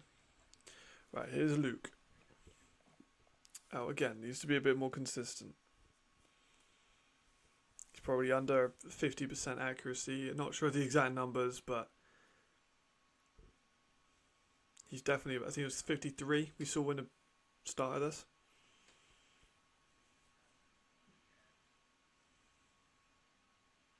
They're running a trick play now. Markel's going to try and throw the ball, and that was an absolute disaster. He managed to get a yard out of it. I don't know how the hell he managed to get a yard out of that, but I don't know why teams have resorted to doing receiver passes. We've had one by Wroclaw, and it ended up in a pick. I assume that was meant to be a receiver pass for Markel. It's kind of weird that we're seeing both teams kind of incorporate that rather than just trying to scheme people open. Pitch out to Fishback. He gets -1s, another tough third down. Frankfurt offense again looking flat. Not really much coming out of it so far.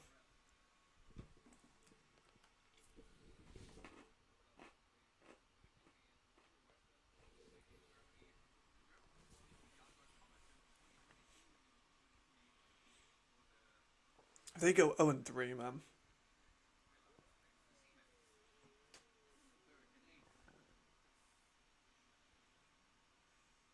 Alright, Luke stepping back again. Bit of pressure. There's the Castle who's fighting for it. But he's not going to get the first. He's such a fucking savage, Markel. He might be the hardest receiver to bring down in the entire league. He fights people.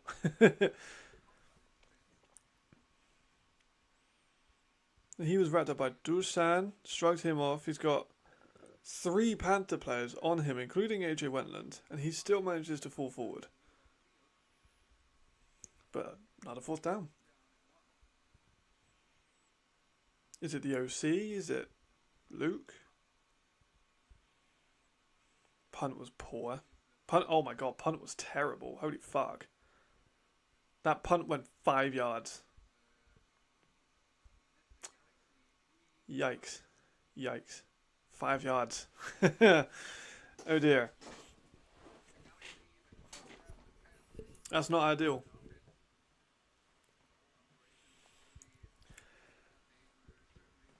So Panthers now, could go extend the lead.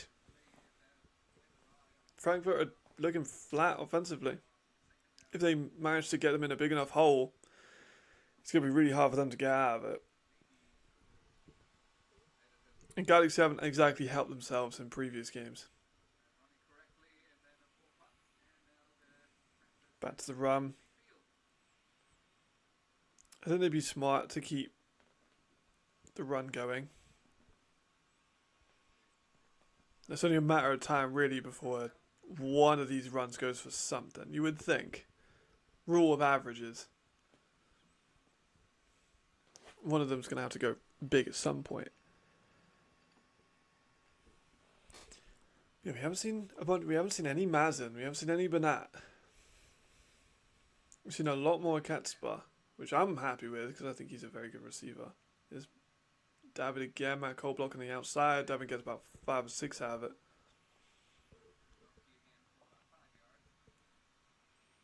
But another throw down. But they're also in field goal range, so.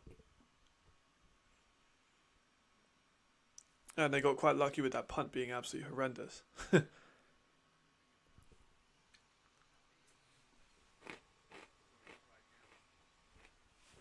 think a lot of people in Frankfurt are going to be feeling the pressure.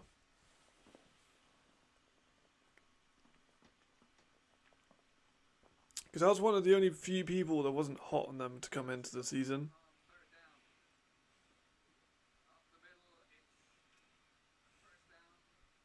First down. They're still moving the ball. Let me have a look who I actually had. Because I did that beginner rankings. Let me look on my channel and see who I had. Where I had Frankfurt. Because I was worried about them. I wasn't convinced they'd be a contender. But I need to find out my pre-season rankings. Yeah, from about a month ago. Let's go for that one. Or you look at Uribe. He's going for a QB draw. Oh, he's fumbled the ball! Oh my god, man. Uribe isn't a fucking running quarterback. Looks like Galaxy might have got it too. The ball just popped out.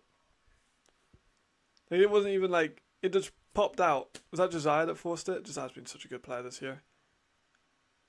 I can't even see where the ball's at. It looks like Galaxy got it. The Hugo Dyrol.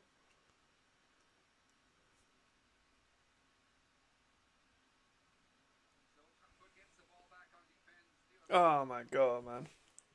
Okay, so I had the Galaxy at 6.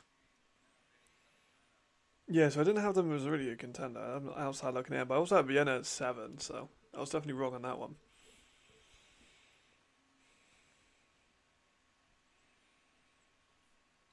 I had Milan way too high, in retrospective.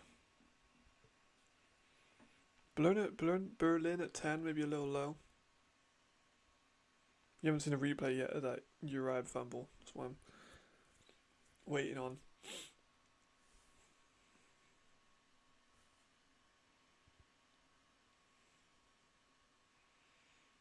Yeah, I actually had the Panthers above the Galaxy.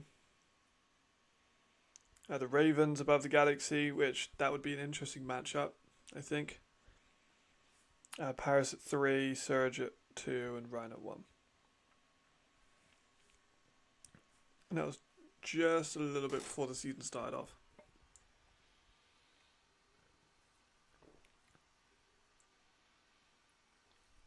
We're yet to see Frankfurt back in the ball or a replay or anything, which is strange.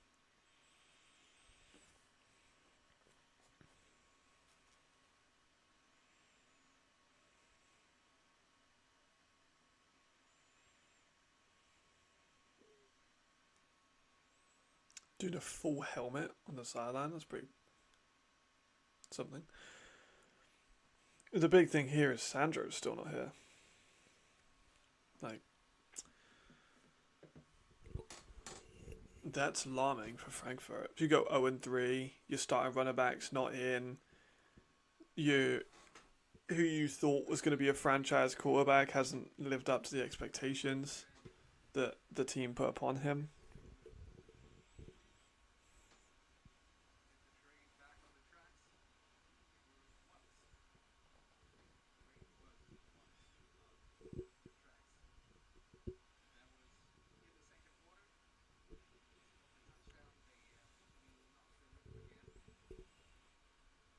It's taking a while to get back on the field. I don't really know why.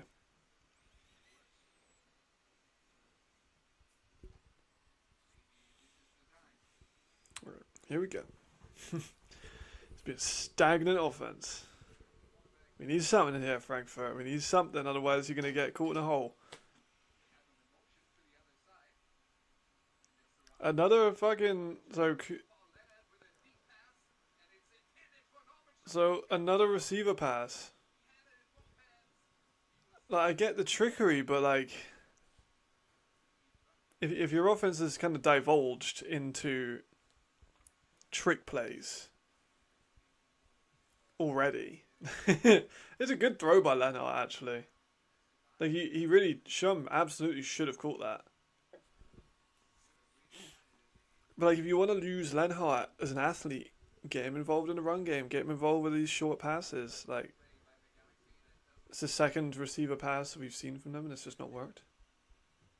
Luke going for a shot over the middle. All right, that was a damn good fucking play. That's the flashes that we've seen from Luke.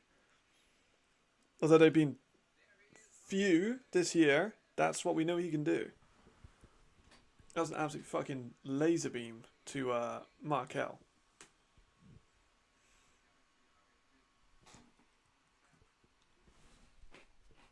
Here we go again. Over the halfway line for the first time in a while. Luke's sacked. One step forward.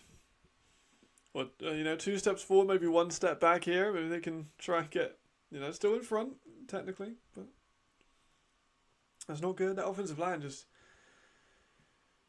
that was a great pass by Luke. That was really good. That was perfect. Just out of range to the DB. Right, 2nd and 15. Short pass to Lenhart again. And he gets 16 yards out of it. He's done so well. That's what I'm saying. If you want to use Lenhart, do it with these kind of plays, these short drags, where you can use that speed, use that like aggressiveness to get over the yardage. Like Lenhart isn't a deep guy. You're not going to be able to throw the ball up to Lenhart and him going to be able to make a play. That's not the kind of receiver he is. Oh, it's picked off.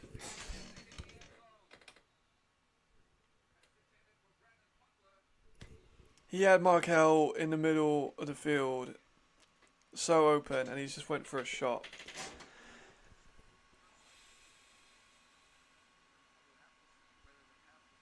Man, that's a bad play. Oof. Markel was so open. Let's have a look at that replay. Yeah, he just takes a shot and sideline. It's a wobbly pass. Picked up by the DB. Not really that, it just wasn't a good pass. Ooh. Tough. Markel was wide open, as was Lenhart.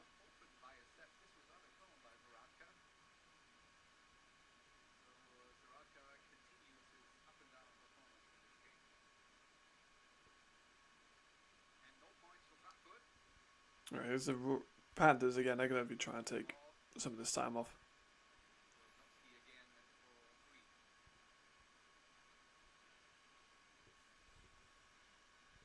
Three minutes left of the fourth.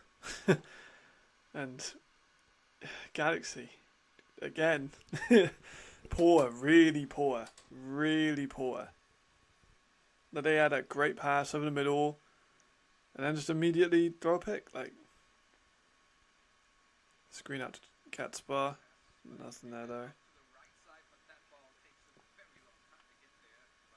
Yeah, no, it did take a long time. I agree with the commentator on that one. It will take a long time to get out there. Man, it's already 3rd and 7 for the Panthers, so they're not exactly doing good. Panthers are playing poorly, for sure, offensively and defensively. They've been pretty good though. You'd think, right? That's what I would assume as well.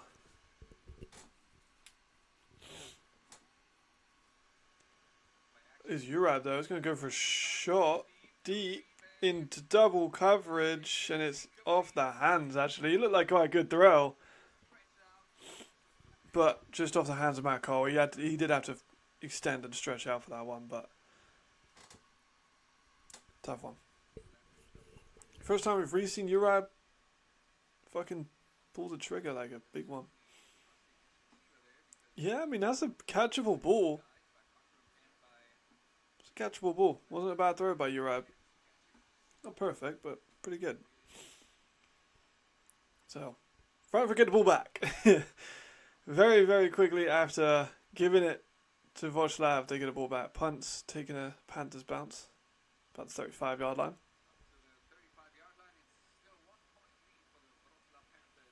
Like, it's still so open because neither team has done anything offensively.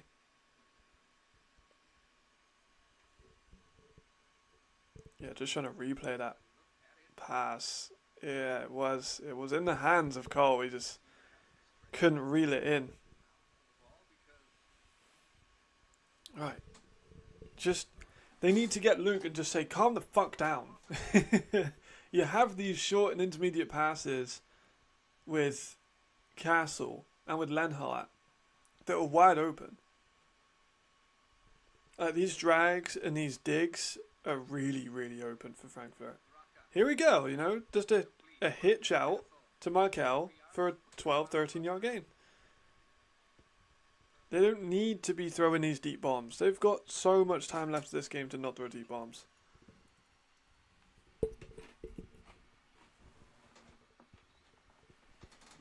Because he has the arm to get the ball out to these short routes so quickly. But his decision making has been bad. Pitch out to Fishback. maybe 2 yards. Run game hasn't been there for them at all. I think the longest run of the game was maybe 1 10-yard gain or so. They haven't really got many explosive plays throughout the game at all in any sense.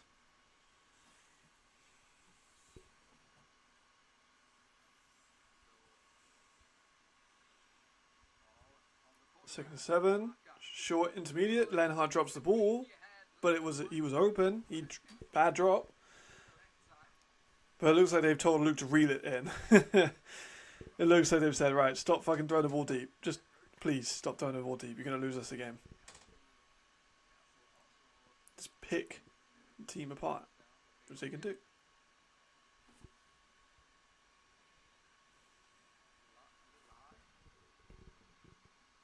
Third and 7 though. Panthers are playing with quite a... there we go, they're better now. I was going to say a very shallow defense, but Luke's going to get... He tries to get it out. He's not sacked, but oh my god. Could that have been a disaster if he fucked that up and fumbled it, but he didn't. He got the ball out. If he didn't take the sack. Fishback just got fucking pushed over the D lineman there though. Now the advantage of Luke being so big is that he is the same size as some of these D linemen, so he can just kind of get out when he's in the middle of a tackle. But it's 4th down and they've again stalled out offensively. And they're putting it back. It's another bad punt. See a number of pretty poor punts so far.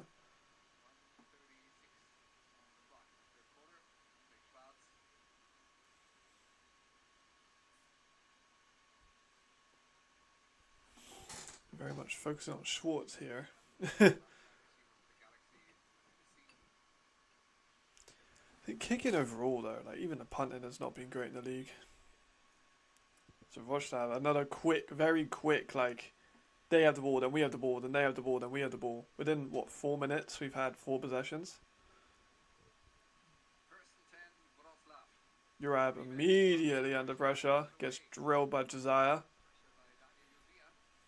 Josiah? We call him Josiah, but Josiah.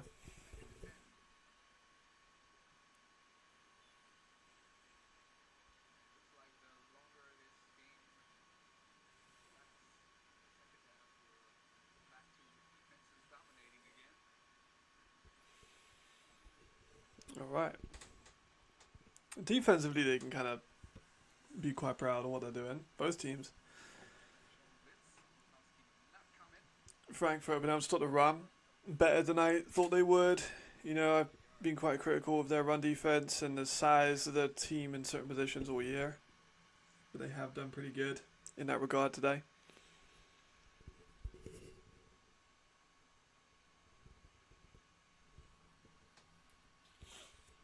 It's Hugo Dyrell with another tackle. He's played well.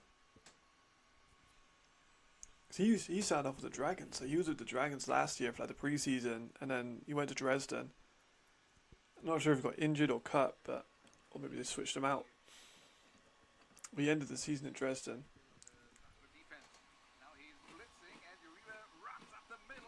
Oh, you're right. Great run. 3rd and 7. Puts a fucking team on his back. Goes for 10 yards. Nice.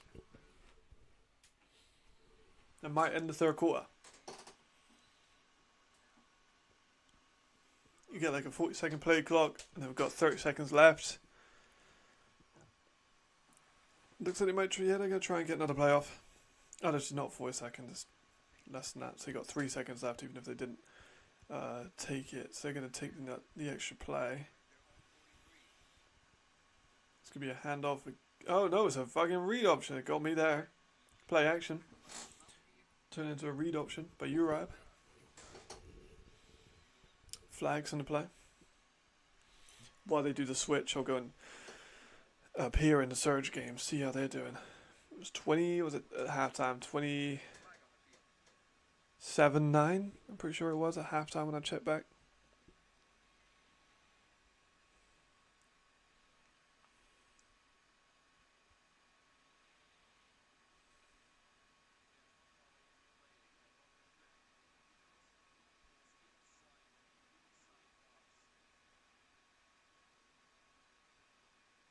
I'm not sure what that flag was for.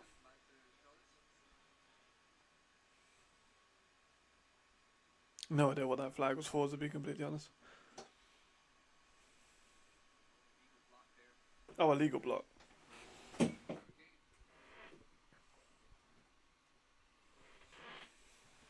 Now end the third quarter. Let's have a look at the Milano game. Alright, so it's 27-9 at halftime. I'm going to go for a 45-12. 34-9.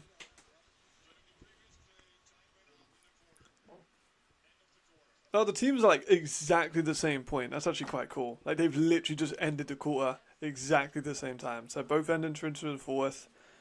Surge are up 34-9. Which is a lot lower than I thought it would be.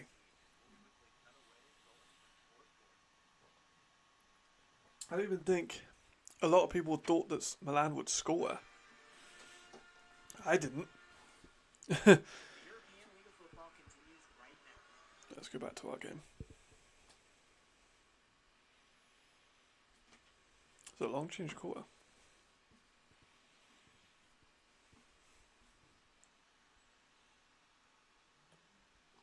But yeah, Milan taking a loss, most likely, that I think most people thought they would have done, but made it closer than I think a lot of people also thought that they would do, including myself.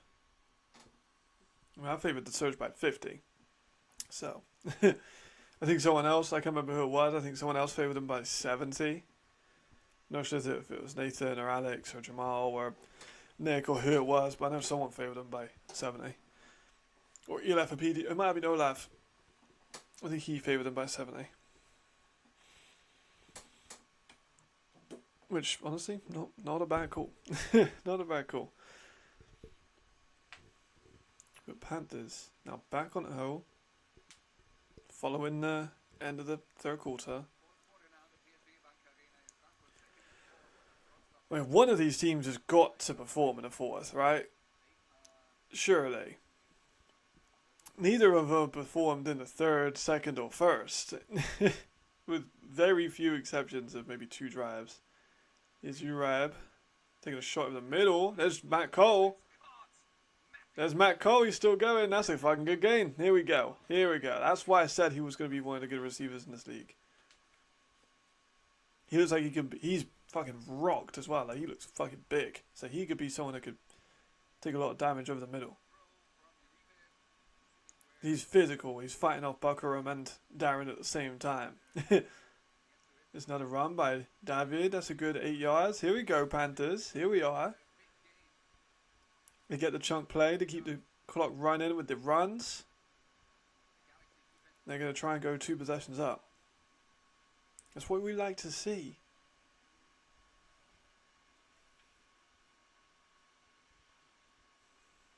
Another run. I think that's smart. So he gets a fresh set of downs on the 6-yard line. I think you just run it multiple times. Don't risk the turnovers. Either get David or Adams. David hasn't got a rushing touchdown yet this year, so I'd like to see David get a rushing touchdown.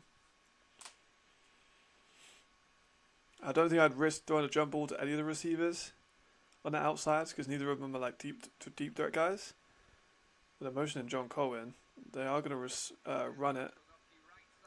David stopped for a loss of about 2. Unfortunate. Yeah, they don't really have. Here's the thing with Wroclaw at the moment, they don't really have a diagnosed deep threat. But Tyler Moreno, you could argue, is a deep threat, but he's a tight end.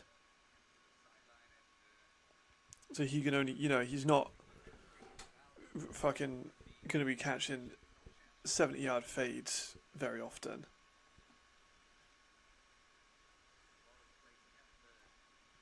Empty backfield. Ooh, Uribe's looking, running for maybe a yard. third and goal from about the 5. If they kick a field goal, they'd be up 4. They'd have to concede a touchdown. If they go for it, they're still up, and they have to, the Galaxy are forced to have a 95-yard drive. Kind of a tough one. Very big coaching decision to be made here. If they don't get the conversion on third, they're going to have to go for the end zone some way. Darwin motions out again. Looking for an end zone. Ah, it's dropped by Adams. Dropped by Adams. Okay, so 4th down on the 5. I think they get the field goal unit out. Now Aldaz has been a good kicker. He missed one earlier, but it was a fucking 50-yarder, so I'm not putting too much blame on him. Uribe's throw was a little off. Gentry got a hand on it, but not enough. Here we go. This is actually very, very important. If they miss this, this might be the nail in the coffin. If they make it, then it makes the Galaxy's job a lot more harder. It's right through. Bravo. Right through. Yeah, there we go. But they got it. Now the Galaxy need a touchdown. They haven't really, looked particularly close. They kind of had flashes with the one earlier before the pick, but even our poll is 50-50. Still, this one score, it's been one score for the entire game. It's all it would take for a swing. And we saw with Ryan that did it yesterday. Ryan were having the most not complete drives, but they were getting points at the end of it. And that's the only thing that mattered. And they ended up winning the game.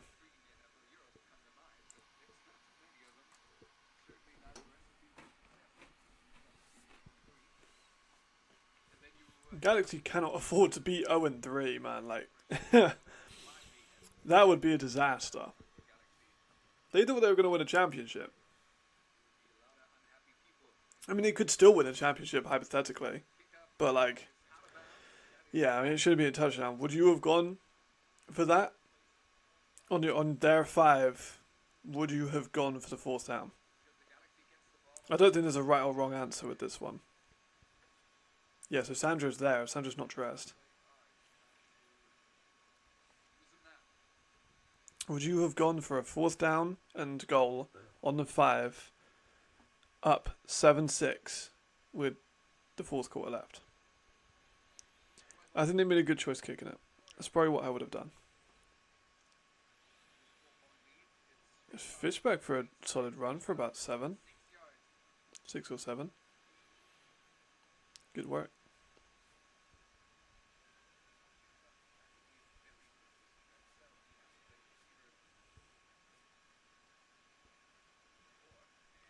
Because the run game hasn't been there for him. We don't really get mid-game stats, but get the Fishback again. He gets just maybe inches shy of the 1st down. 3rd and basically nothing. You could get this with a sneak. I think it'd be wise to go for a sneak here. Just, Luke's that big. You can just kind of literally snap the ball to him under center. He can just put his arm out. What's up, AP? How you doing, man? Joined us with a... Oh, he's going for it. He's going for it. Oh, Markel fucking Castle!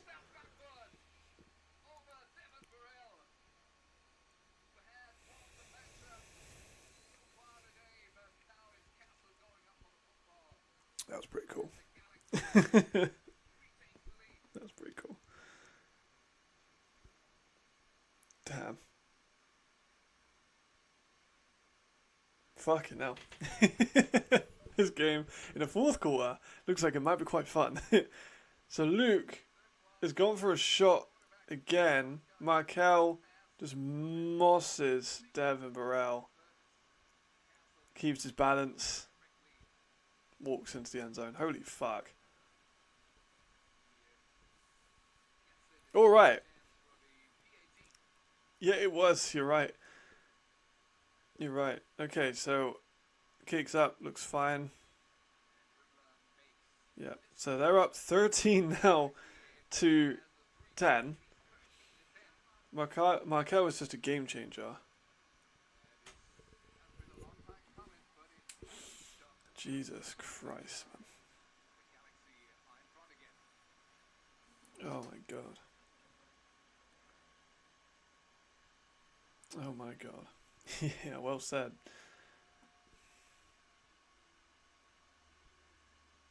No, I mean, I didn't either. I really just thought they'd sneak it. That's a great grab on Markel. That's why he's a Triple Crown winner, man. He's such a good receiver. I just... Where is he in terms of yards this year? I don't think he's not had like the most yards because, you know, the offense hasn't been very good. Let's have a look. Because no Willie P was leading. So, yeah, he was really low down.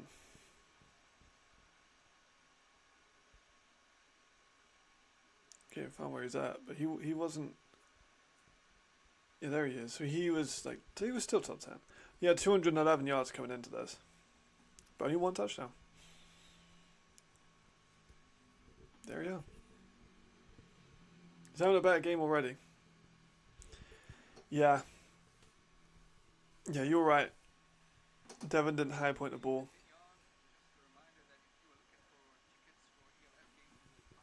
Devon didn't high point the ball. Kind of thought it would go over his shoulder. I didn't think he expected Markel to go after the ball so aggressively.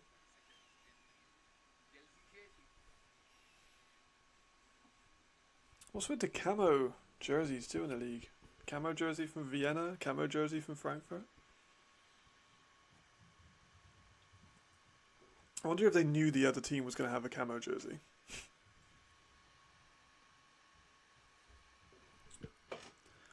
Makes me think what other teams would look good with the camo jersey.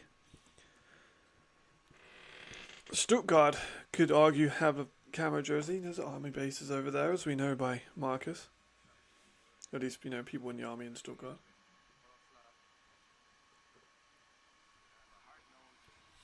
I do like the alternative jerseys. The alternative helmets for the Vikings were outstanding, I can't lie. Alright. Back in. Panthers.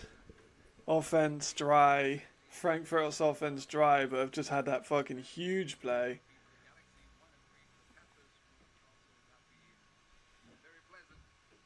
Right, here's the rotation. I think they were listening to Marcus with these ideas of these jets and these motions. There's Devin Burrell. That's why you give the fucking returns to Devin Burrell. Because he can get you 40 yards out of it. That right there was statistically a below average return for Devin Burrell. Compared to last season. That was a below average return. That's how good of a returner he is.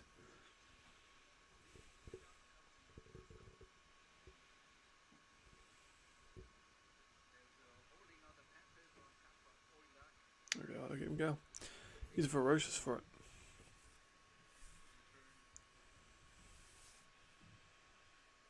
This is intense. 10 minutes, still a lot of time left, to be fair. This is far from over. We could see easily another fucking 10 drives.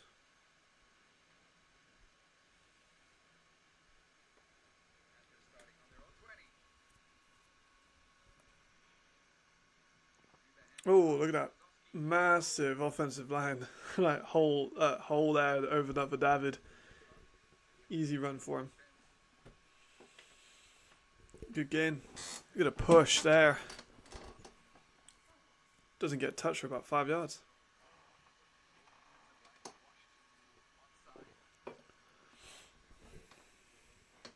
Oh. And then we cut back to some kind of play. I just muted this chat that's going off and it for some reason didn't mute it. Why is it not muting it? Not sure what happened there, but we just cut back to David being like 7 yards behind line of scrimmage. That's not good. Here we are. So this is a replay. Yeah, he just tried to... Yeah, this is a bad play by David there. And also terrible play by the offensive line. Just the duality of man. Just have such a good push on one play and then a bad one on the other. It's Uribe again. Oh, he fucking dropped the ball again. But he's recovered it. But he nearly dropped the ball.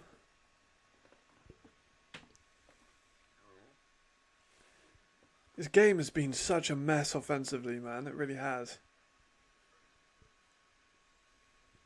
3rd and 23. 3rd and 23. Not good.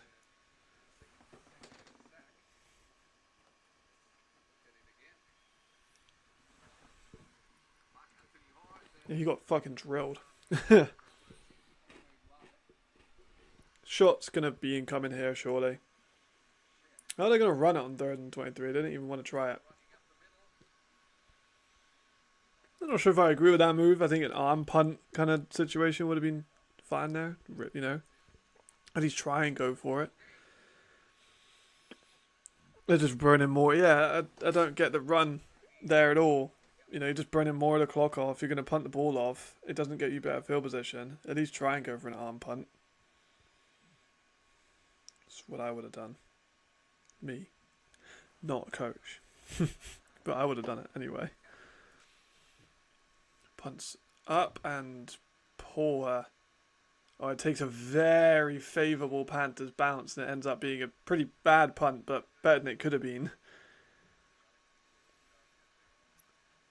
Galaxy and Panther player just having a bit of a scuff on the floor.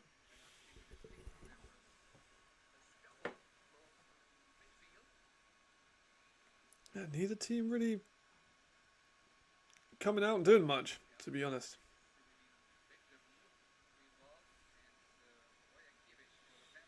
Been a weird one.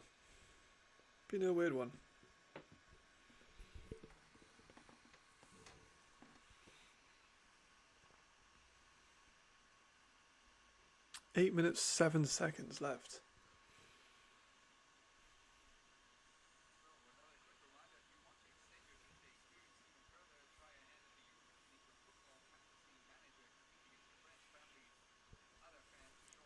Maybe they just go straight back to Markel here. Feed the hot hand. Are they going to burn a fucking timeout?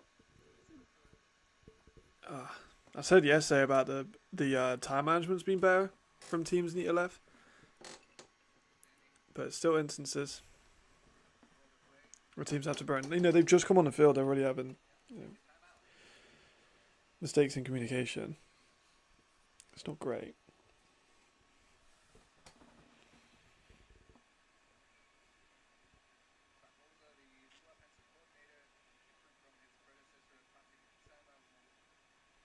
Oh, they got a new OC in this year, right? Yeah, they do.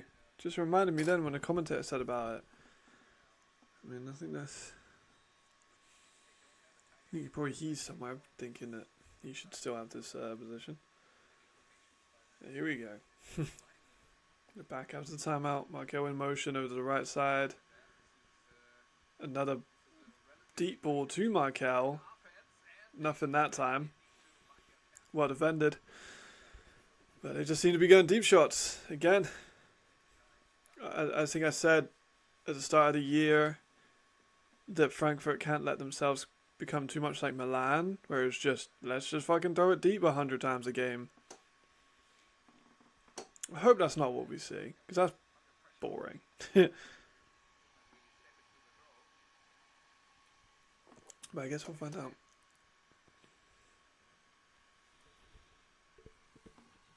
Second and 10.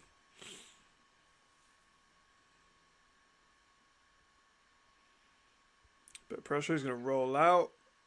Takes the contact, helmet comes off again. Lots of helmets coming off. He's a little bit ginger on his way up. Thinks he's alright. Think he's okay. Hopefully he's alright.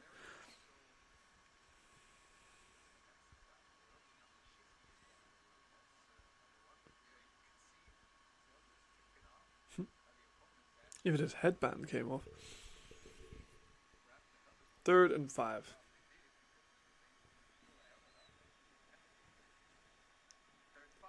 They don't need a crazy amount to get into field goal range either. Middle rolling right. Oh, don't take a sack. No, he's got out of it. He found the middle of the field. That was a good play. That's Markel again. Good extension to play. Got out of the sack. Found the open man. Like there's the flashes that are so frustrating, right? Of what? Yeah, Denver got burned on that fucking release. Because Markel was open for so long on that play. He got it eventually. Pitch out to Fishback. Good 6 yards.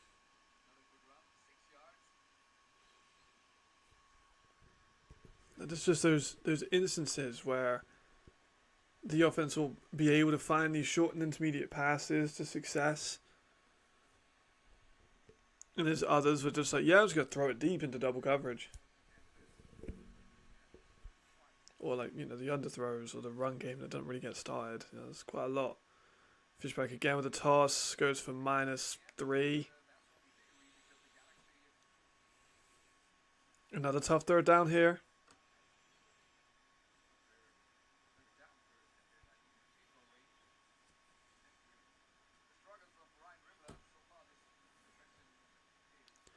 Yeah, commentator makes a good point. Now, they haven't exactly kicked well either. So, if you are in this situation, do you kick it? Do you go for it? They're definitely outside of field goal range. They're going to pitch another fucking receiver pass. Oh, the DB just fucking missed him. Oh my god. So let's receive. Kevin Kai gets the catch. Because they've done another receiver pass, which is what, the 3rd or 4th they've ran this game? And the DB just does not identify it at all. Comes storming down. Just leaves Kaya wide open. Ball takes a while to get to him, and it's William James, I think, that's on the contest, but Kevin Kaya's got good hands. So now they're absolutely in field goal range. They haven't finished drives. Back shoulder fade. Ooh, Markel nearly made a fucking catch of the year. Oh, that was close. But all season, Frankfurt have fucked up finishing drives. In this game, they threw a pick. In the last games, they've thrown multiple interceptions. And missed field goals. So historically, not a good team in the red zone. Not a good team finishing scores. Could we see that come into play on this drive?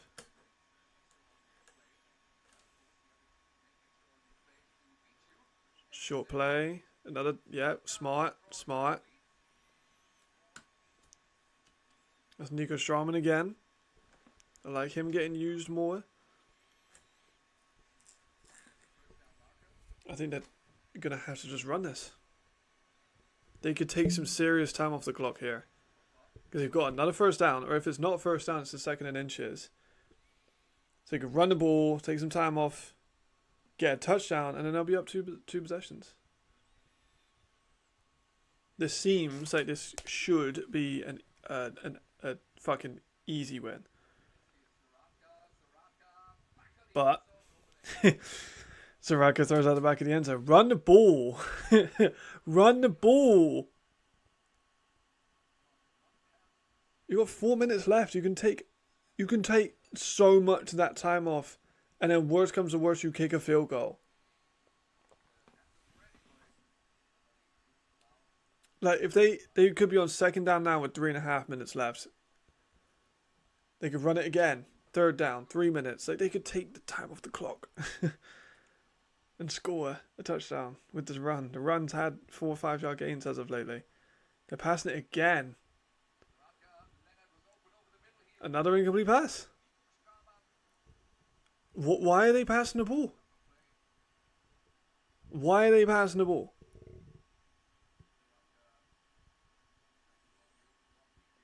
Like we've just seen 2 floaters that are overthrown. Run the fucking ball, please.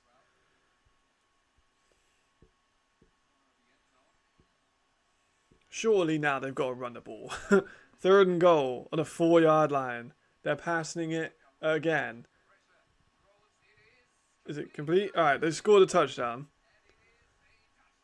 But they could have taken a lot more time off that clock. So Kevin Kyle scores. I can't help thinking that's maybe people wanting him to get touchdowns. So now the Panthers are in a massive fucking hole. If Panthers go 1-3, then yikes.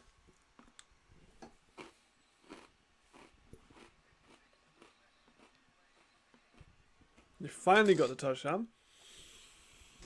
Oh man, this game's been interesting. I think you put either of these teams against the Surge, Fire, or even Paris. I think it would be a bit of a blowout.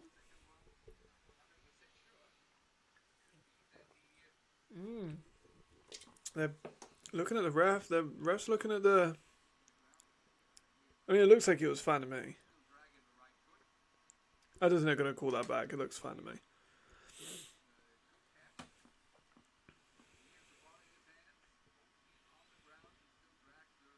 I don't think that one's going to come back. That looks like a pretty clear-cut score.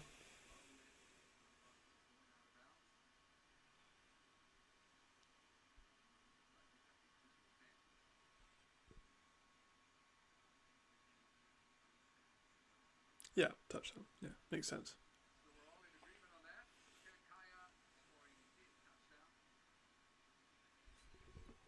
It makes sense. You know what I've realised? I think I've got... Oh my god. I'm looking at the thumbnails of the last streams. I think I've accidentally predicted the winner of every one in the last 2 weeks. The Surgeon Panther kicks up and good. 20-10 to the Galaxy. It's been awful. Yeah, the last 5 matches I've correctly predicted the winner with my thumbnail. If Galaxy end up winning this game. We saw a massive catch by Markel. Huge play. Just mossed someone. Well, not someone. He mossed Devin Burrell. And then they get the ball back after a poor offensive drive. Kevin Kaya with a toe drag on an out route. So yeah, looks like Panthers might be in a bit of a deficit. I don't know how they're going to get out of this with their offensive performance so far. But there's only one way to find out. And that way is not by dropping cereal all over the floor.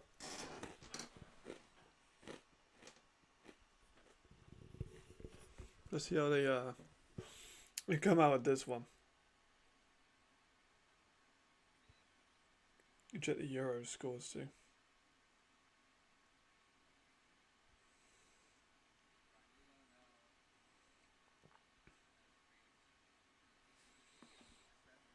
All right.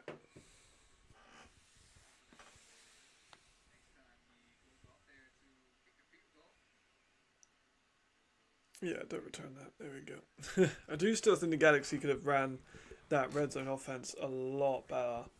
I think on tomorrow's video, or if I do it the day after, whatever I do for the power rankings or for the how teams are going to win next week, either way, the Frankfurt Galaxy have to improve their red zone offense. Finishing drives was on a couple of their points.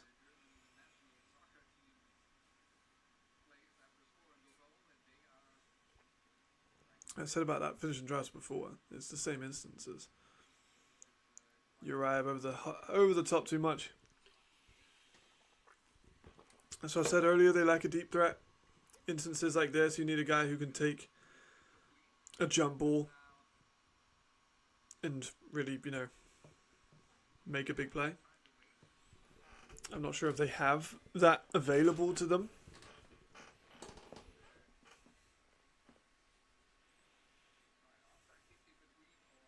Uriah over the middle. Good catch. Yeah, they're going to hurry it up. First down. First set. If they can score here quickly, then they're not dead.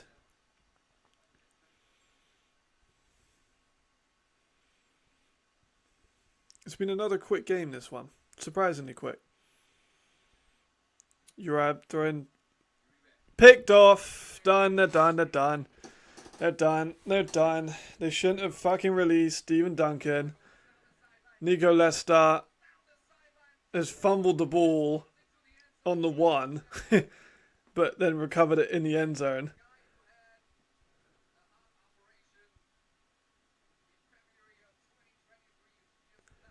They're done. Panthers are finished, bruv. Panthers are finished. They released fucking Stephen Duncan, and that's when I lost love for the Panthers team. And yeah, you know, pick 6. I'm not sure if it is a pick 6. I haven't put the score on the board yet. His foot might have been out of bounds on like the 5 or something.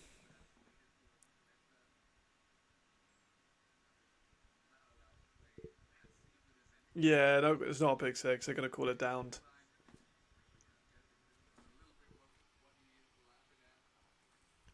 Yeah, he was out with a 5. So it's first down and goal. Run the fucking ball. Take the time off and score a touchdown. Run the fucking ball. This isn't a stats padding thing. Just run the ball. They're going to call a timeout. Yeah, Panthers looking kind of... They've been fraud checked. Panthers have been fraud checked.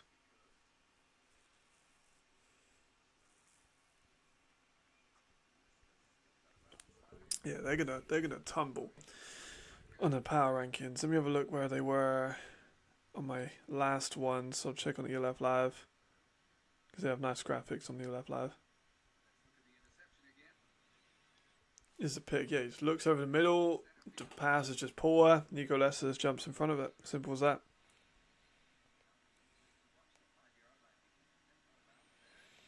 Right. So where did I have the Panthers?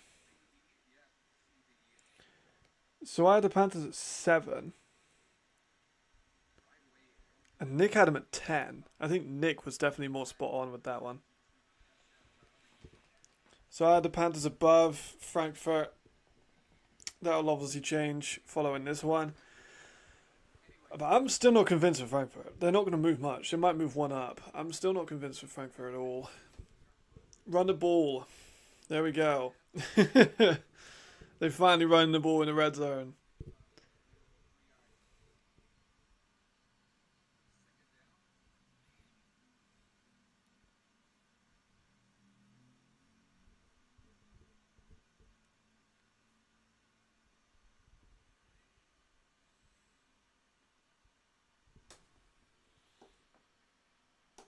Yeah, they need to.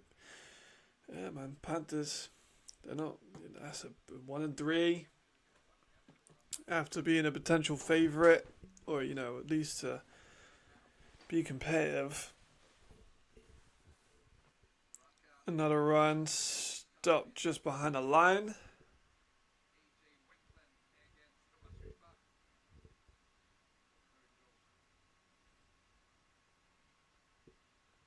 Third and goal.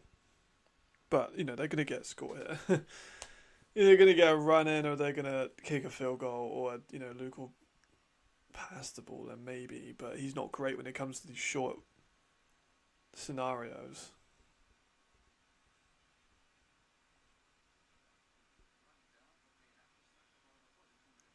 Yeah, 2-1 will come into, but Panthers are finished, man, especially if they go 17 down. Alright, passing up. Incomplete. Like, that's what I'm talking about, man. Why the fuck would you pass that ball? Like, you run it on 3rd and goal. You get it down to a 2-minute warning. You don't give the Panthers the 2-minute warning. You might even score. You make an easier field goal. And then you could go for it on 4th goal if you wanted to. They're going to go for it on 4th and goal. But, they just wasted the 2-minute warning, lads. I don't know, man. I just think that the offense has been poor. Right, Luke again is throwing.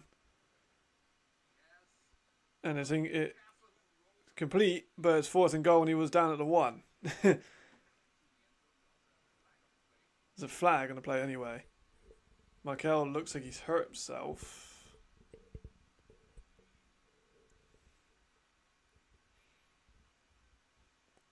I kind of feel like they're trying to stat pad Luke. I'm going to be real.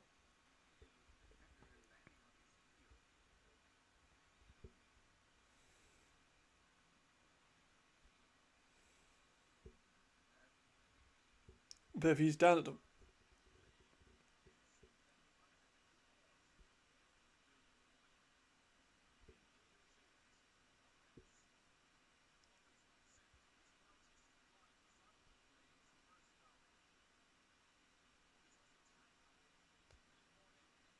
Right, so Wroclaw had the ball back. After a long explanation.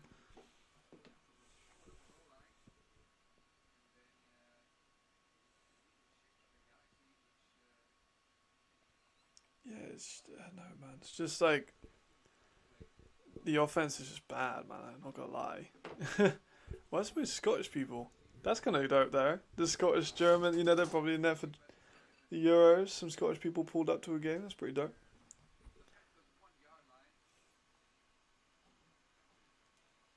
Yeah, I'm still very much not on the Galaxy train at all. This has been a very unimpressive performance, even though they'll win by 17 or 24 points.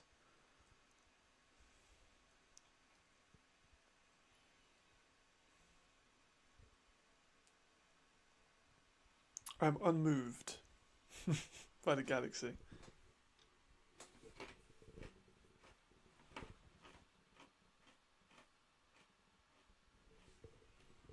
You got a long ass break for 2-minute warning. So I'm also going to check the Euros again. Still 1-1. And then England play today, but they should really be beating Serbia, but never really know with England.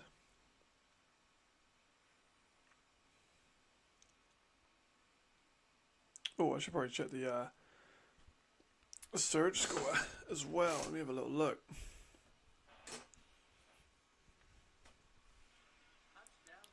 Oh, they've just scored. So is that the score now, or is that the score later? So 48-9. I fit them by 50. Still 2.5 minutes left, but I'll probably just take it. But 39 point plus.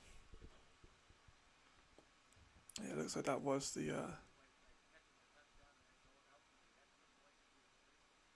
Yeah, it should probably go up. Yeah, so they're up by 40.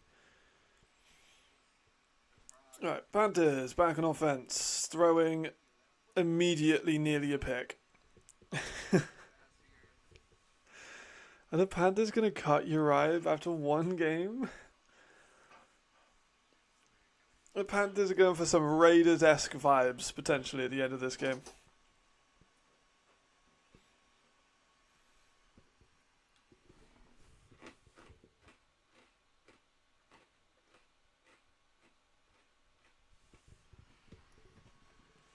They need a score, a 99-yard score. They're running the ball to get a bit of space, which I'm not opposed to, but... Are the Panthers just going to accept defeat?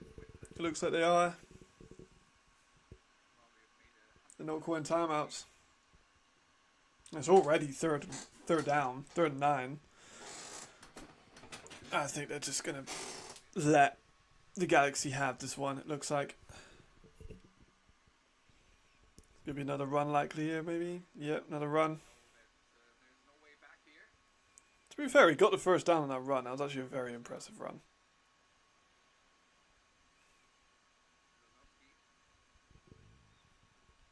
Yeah, just going to let the clock run down. That's crazy. Who would have thought that both teams could look so bad?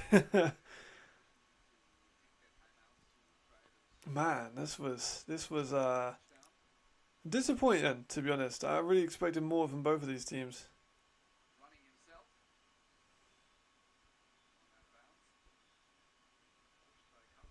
I expected the Panthers to be poor, given that they cut their quarterback and they shouldn't have.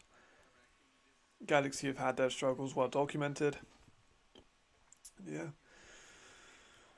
48 seconds left, and it looks like they're just going to take the loss. Another short game here. I don't know how it was so short. I really felt like this one went slower than the Fire game. The Panthers called a timeout for whatever reason. I don't really see the reason for that. Just prolonging it. Oh, they've got it was an injury timeout. But they've charged the Panthers for a timeout? Seems a bit unfair.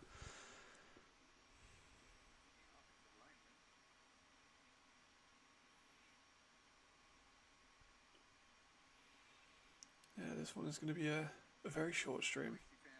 A very anticlimactic, right? This was a very disappointing game.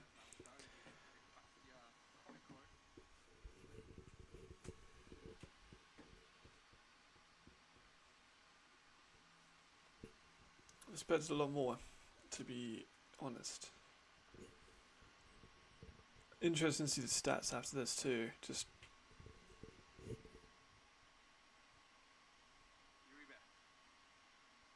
yeah, I don't know, man. They're prolonging it a little bit. I'm bored now. These teams have showed nothing, and now the Panthers are trying to go for first downs. They've not been doing this all day. Now they're trying to make plays happen.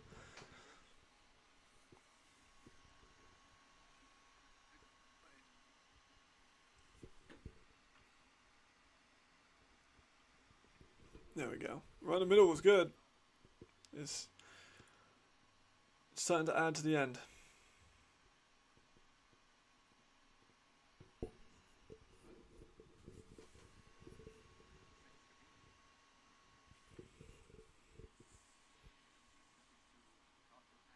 Gonna throw middle of the field on Joe Bottom and Moreno, getting a couple of yards at the end of this. This one's gonna come to a end very, very soon with a very...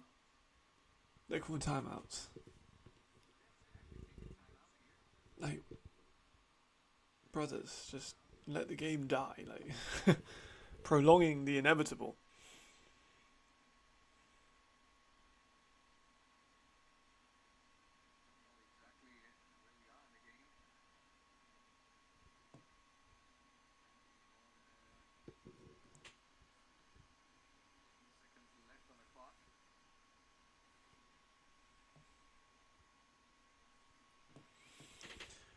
This one is nearly done now. Probably, we actually don't need how long is on the clock because the clock's disappeared, but I imagine this will be the last play. 14 seconds, so we might get 2 plays. Shot wide is incomplete, so we've got 9 seconds left, so yeah. Both of these teams, yeah, not much to really say. It's been a... I'm disappointed, man. I really wanted to see a good contest, and we haven't really seen that.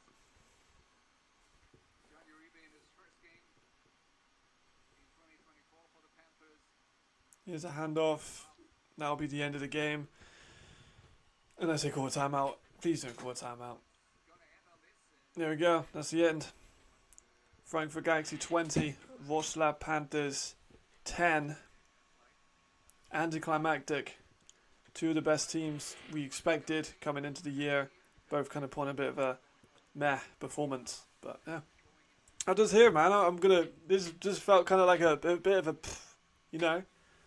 But thank you all for watching. Much appreciated. I'm going to get back to working on a Monarchs video now. And then I've got to watch the games later. But I'll do that just on my once. So yeah, thank you very much. Hope everyone had what I could do with that game. Hope everyone had a fun game. See you all later. Expecting a few uploads this week as always. Maybe on the Left Live, not so sure. But yeah, hope you have a good time. See you later and stay sharp out there. Goodbye.